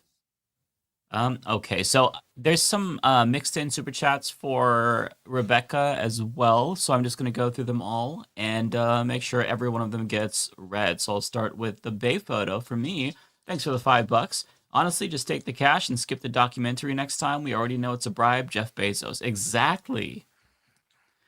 Unknown. Why go for the theatrical run? That's what's interesting to me. Crazy, yeah. I could see if like they just released it on Prime Video. Obviously, it would still be fucking ridiculous and like insane that they're doing this. But like, at least that would be like a show of like, we're just doing it because we need to. The theatrical run is crazy. And the marketing for the theatrical run is another layer. It's a lot. Just throw the fucking thing on Prime Video. It's already a bomb in theaters from what I've seen. Yeah. I was shocked it was in theaters when I found that out. I was like, why is it in theaters? It should just be on streaming. There's no audience for her. The cult of Trump is exactly that. It's all about Trump. If it was a Trump documentary, I would understand, and I bet it would do well because people would simply pay to go support him. But there is no audience for her. I mean, I'm sure there are a few weirdos, but there really isn't an audience for her. No, it's very. I find the whole thing amusing. Unknown says, I would pay money to watch it if the Tea Party with the Bidens ended with a fist fight. Yeah, you know what? I might bite if that was the case too.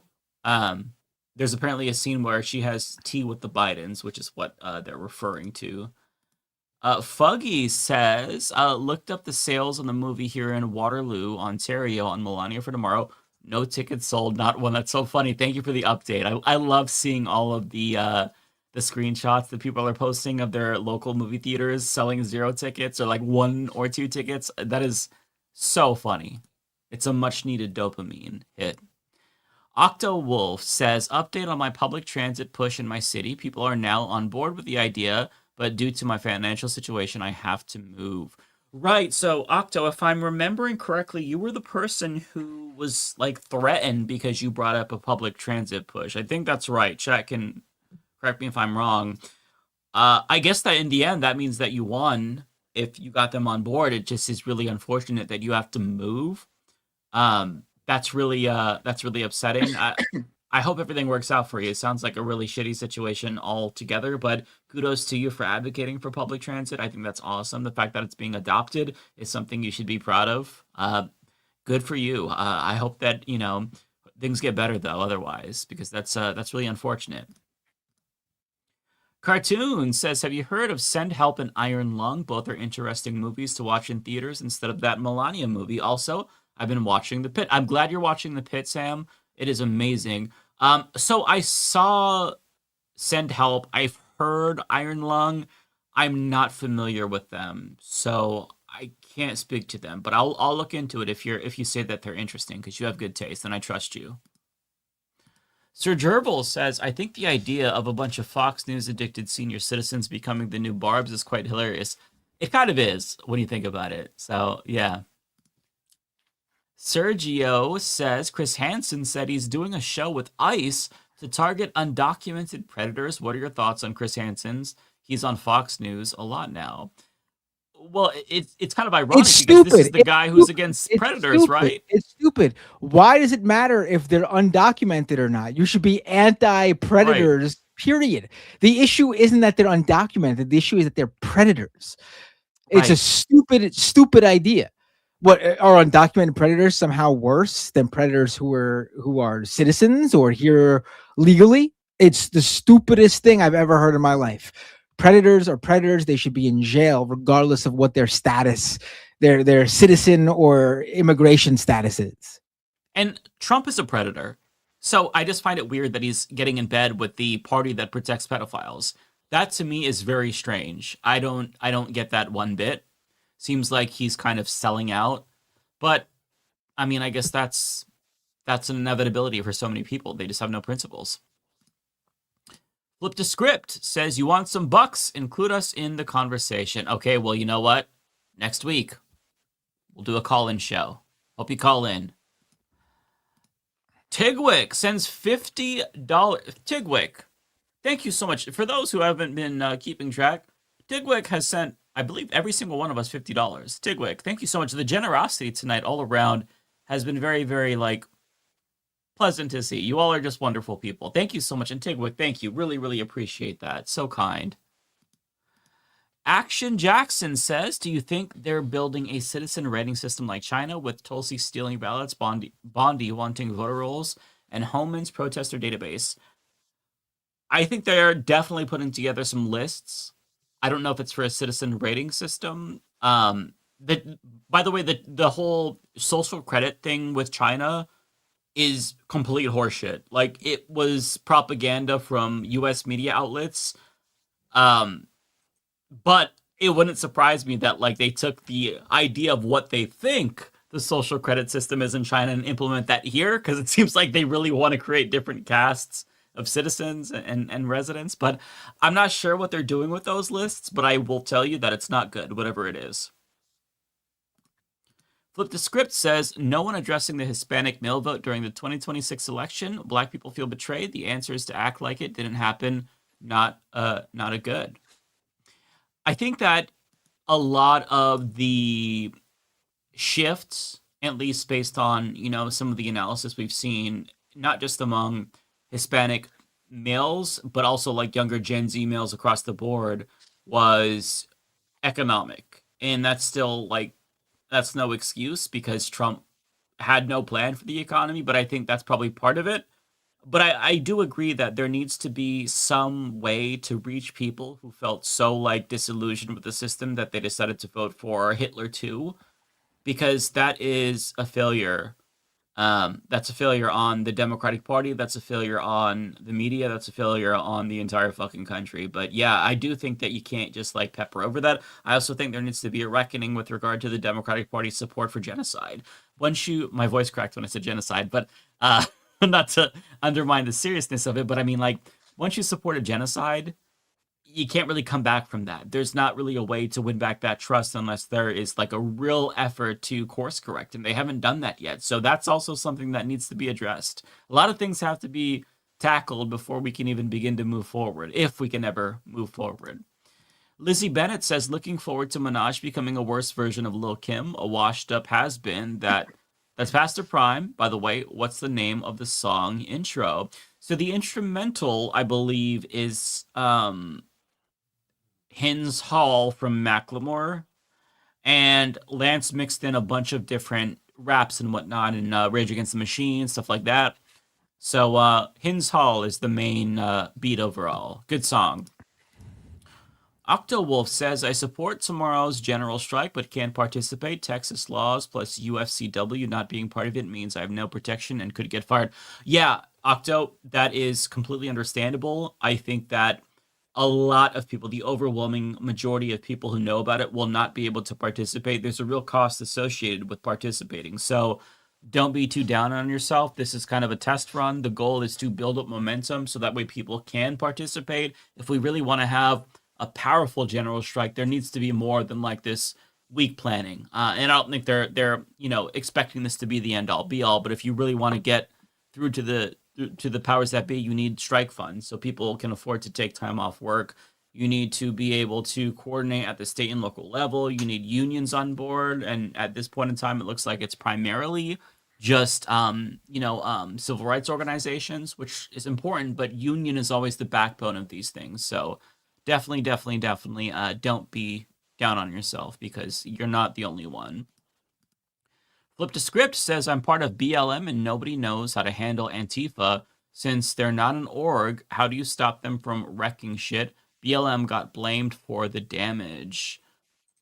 That I can't really answer to because in Portland, I feel like the Antifa here does not like do anything like that. I feel like most of what I see from Antifa is they're just doing resistance to fascists. They're not like going out of their way to wreck shit.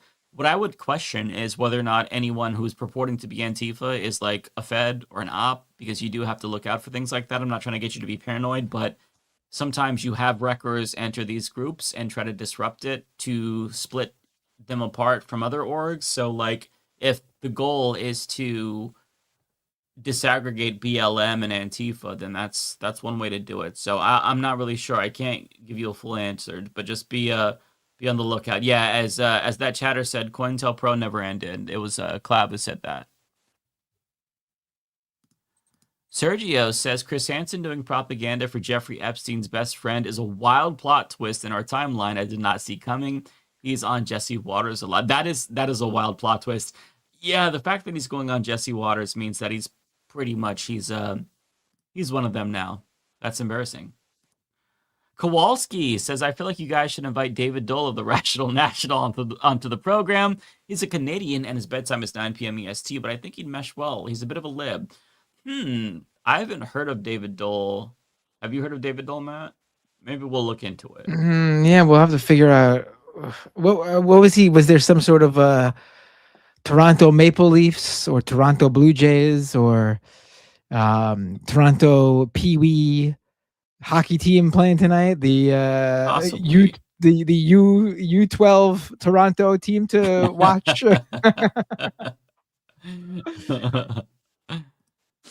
Looney Tunes says, I never want to see that disgusting photo with Nikki and Trump ever again.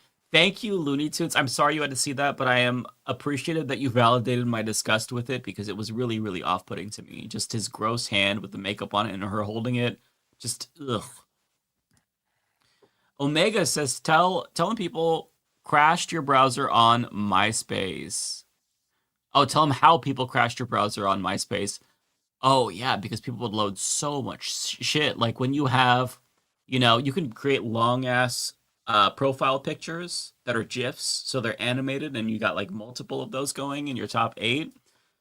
It can get bogged down. People like would load up, like Rebecca was saying with the HTML, people would load up on shit. So yeah, that was a common occurrence. Especially if you were on 56K. Super Platana Man says Ariana can wrestle men. She should be in the UFC. I think this was actually to Ariana, so she should. I have no idea what this is referring to. I don't remember. I think maybe she said something. I don't know. Old Man in Philly says Qasim's point on laws needing execution to be effective is sharp, especially since our governance relies on handshakes and norms. Thoughts? No, I totally agree with that. And that's part of like the struggle with the Supreme Court throughout history. It's why they rely so heavily on legitimacy, because they don't have an enforcement mechanism. When Broad Board of Education was decided, there was no police force that could forcibly get schools to desegregate. So they've always relied on a system of norms, on people believing that they have the authority to, make these constitutional decisions. So, yeah, I think that is kind of a shit system, right? I think you need to do more to give them some teeth. Otherwise, you can do what Trump's doing and just completely disregard them. Omega says, hope Ellen gets better. Met him IRL, great guy. Funny AF and match chat too, sending all the good vibes. What Ari was saying is super valid too. Yeah, definitely.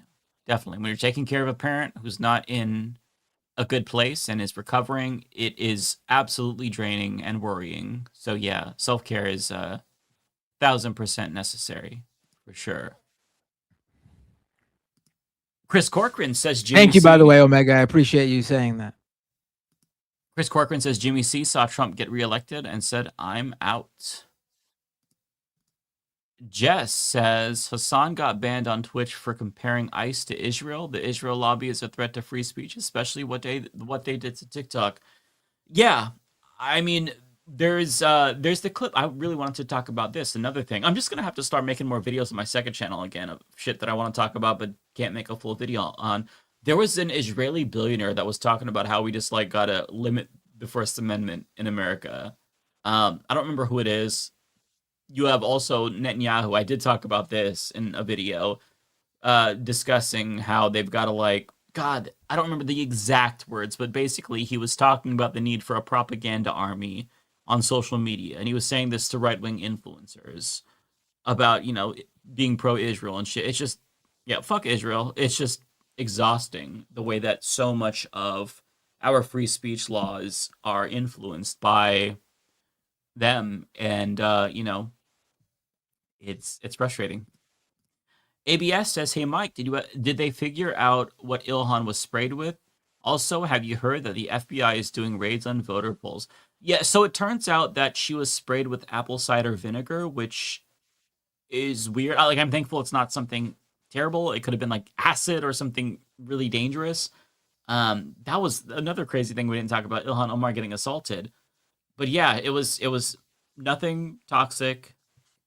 Apple cider vinegar is still very, very scary and 1,000% incited by Donald Trump. In terms of the FBI raid on voter polls, I have heard of that. My video tomorrow is about the raid on voter polls. That is, yeah, it is. Apple cider vinegar is acidic. Good point. But like, these acid attacks is what I was really worried about. But anyways, yeah, my video tomorrow is about the raid in Fulton County. It is very, very alarming, to put it mildly. So definitely look out for that. Susan says, "Mike, I watched your Melania video 3 times. It was fire." 3 times? Well, that's awesome. I'm glad that you enjoyed it so much. That makes me feel good. I'm glad that you were entertained. That's 3 more watches than the Melania movie received. That's true. That's true. Put that video in fucking theaters. No, I was really kind of like debating with myself if I wanted to talk about that because there was so much other important things I could have talked about. But I'm like, you know what? I really need to just like take a mental break and talk about this dumb shit. I kind of just want to shit on Melania. I mean, sure, there's a substantive angle to it because it's corruption. It's being made because they wanted to curry favor with Trump. Still, it's not the most substantive thing, but I really needed a palate cleanser. So I talked about it, and I'm glad that people enjoy it as well because yeah, sometimes it's okay to talk about stupid shit.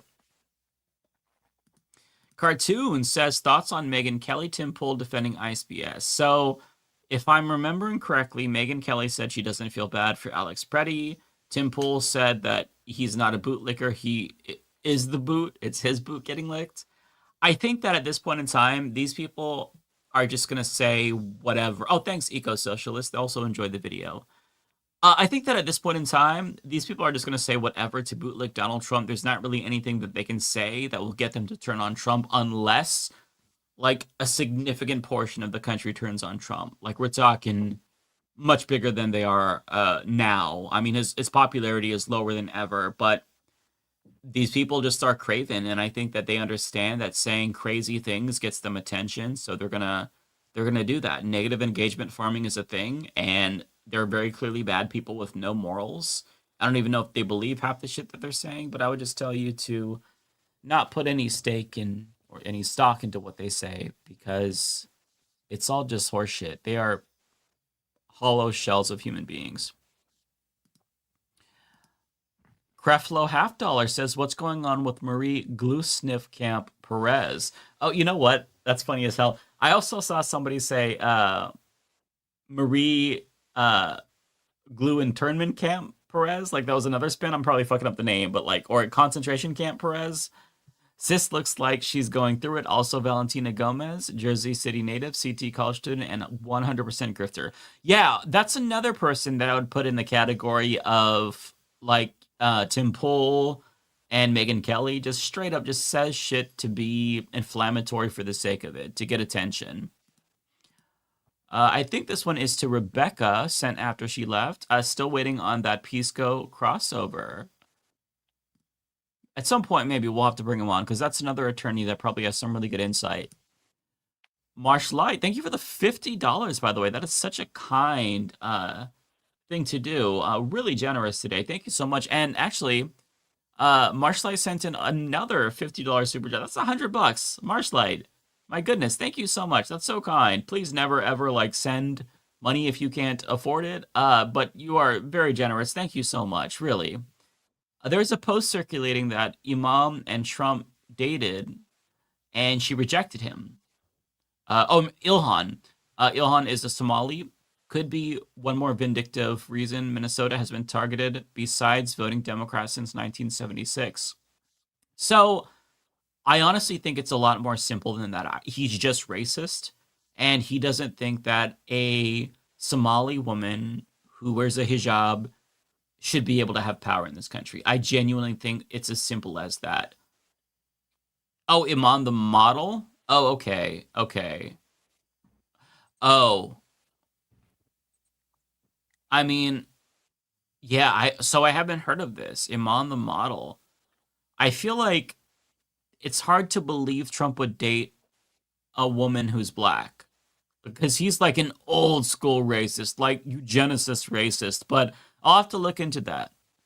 Oh, before I was born. Okay, so it's this is why it's not clicking, and I assumed it was Ilhan, but I don't know. I feel like that dude would never date a black woman. He's so fucking racist. It's shocking that he even is dating, an immigrant at all. Or married to an immigrant, I should say. But I'll look into that. But thank you so much again for the kind super chat. Oh, so Iman was in Bowie circles. Okay, so this is an older thing. Yeah, this is before my time, so I'm not going to be familiar with it. But who knows? I mean, I honestly don't know how to process Trump's actions. It's just sometimes it's pettiness, other times it's vindictiveness. The man is a fucking loon. So maybe there's merit to that too. I genuinely don't know. Chrome Domer says, did you guys hear about Hasanabi getting banned? We did, yes. Thank you. Lots of super chats about that. I'll look into this afterwards. I hope that it's just 7 days and they don't try to pull any bullshit on Hassan. Creflo $50 says also, ICE kidnapped people in South Jersey waiting in line at a food pantry. That's so fucking evil. They have no barriers to what they're willing to do. There's a family in Oregon.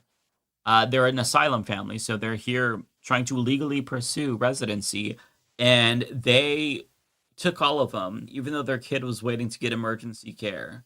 Just psychotic people. Rochelle, thank you for the super sticker. It's a little hippo that says "Get good." Indeed, it's a reference to Souls games and how hard they are, the difficulty, but also it's been used in other contexts too. But as a Soulsborne fan, I appreciate the super sticker and the reference, Rochelle. Lord Magnus, nice to see you, Lord Magnus. New anti-ice tracks are on the way for you, Mike. Well, hey, I'm looking forward to that. That's awesome, Lord Magnus. Hell yeah. For those who don't know, Lord Magnus is behind some of the outros that you hear on my videos. Lord Magnus, and there's also Raw Heats. Both do really, really amazing beats. Lord Magnus is also on Spotify and Apple Music, I believe, too. So check out Lord Magnus. Buggy says, yes, I listen to T-Types as well. Great. Hey, T-Types. Buggy also checked you out. So you might have to have a lot more streams after last week's episode, because, yeah, you're good. T-Types is good. T-Types music is really fucking good. I think my favorite song is probably Colorado. Really like it. Like, awesome, awesome music. And speak of the devil, T-Type says, thanks for the hype, Mike. I've been watching you since 2018. It means a lot to hear it coming from you. That is so kind. Hey, the fact that you've been watching for nearly a decade is fucking crazy. So I appreciate the compliment. And yeah, you're welcome for the compliment as well. Creflo says, Mike, have you seen the trailer for the He-Man movie? Hogs melting down because there's a scene where He-Man is at a desk and his pronouns are shown. No, so I haven't even heard that there's going to be this He-Man movie. I'm going to check it out now because I think that's fucking hilarious. We wouldn't want pronouns being used in He-Man. My God. That's amazing. I thought that in 2026 we were beyond the outrage over the quote unquote woke stuff. That's crazy. Octowolf says, yes, that was me. I can talk more about it next week when I call in. Oh, that's a good idea. Yeah. I would love to hear more about that, Octowolf, because it sounds like you've been through some shit just trying to improve your city. So yeah, definitely. I want to hear from you. So call in for sure. Otaku Dragon says Trump just said he will never lower house prices. There's a lot he's not gonna do. So that's not surprising. So that's it for me on YouTube. I don't know if I have anything on Twitch. I got 2 more on Twitch. Best BFAX cheered 138 bits and said 69. If you press both of Matt's nipples at the same time, he takes a screenshot. What? And then Best BFAX sent another 138 bits that says, Matt earned these bits by staying silent this whole time. I didn't see your post. I read it now. There you go. You might have to take it back. That last one feels passive aggressive. Well, that is the show, everybody. Do we want to go ahead and raid? Let's see who's on now. Hassan? No, he's not on. Hassan's not on. He'll be back. They would never get rid of him. That would be ridiculous on their part. Yeah. For something so stupid too. Like 7 days alone is ridiculous, but they would never make that long term. At least I don't think they would. Yeah. Oh, you know who we should raid? I see the Paradigm Shift. Sounds good to me. I feel like we haven't raided him before, but it'd be cool to raid him. It's Paradigm _shift. Paradigm _shift. Yeah. All right, let's do it. I'm pressing that start raid button. We'll see you next week again. Next week will be a call-in show, so you get ready to call us in, and we're really looking forward to hearing from you. I'm tired. Anyways, bye everybody. Peace.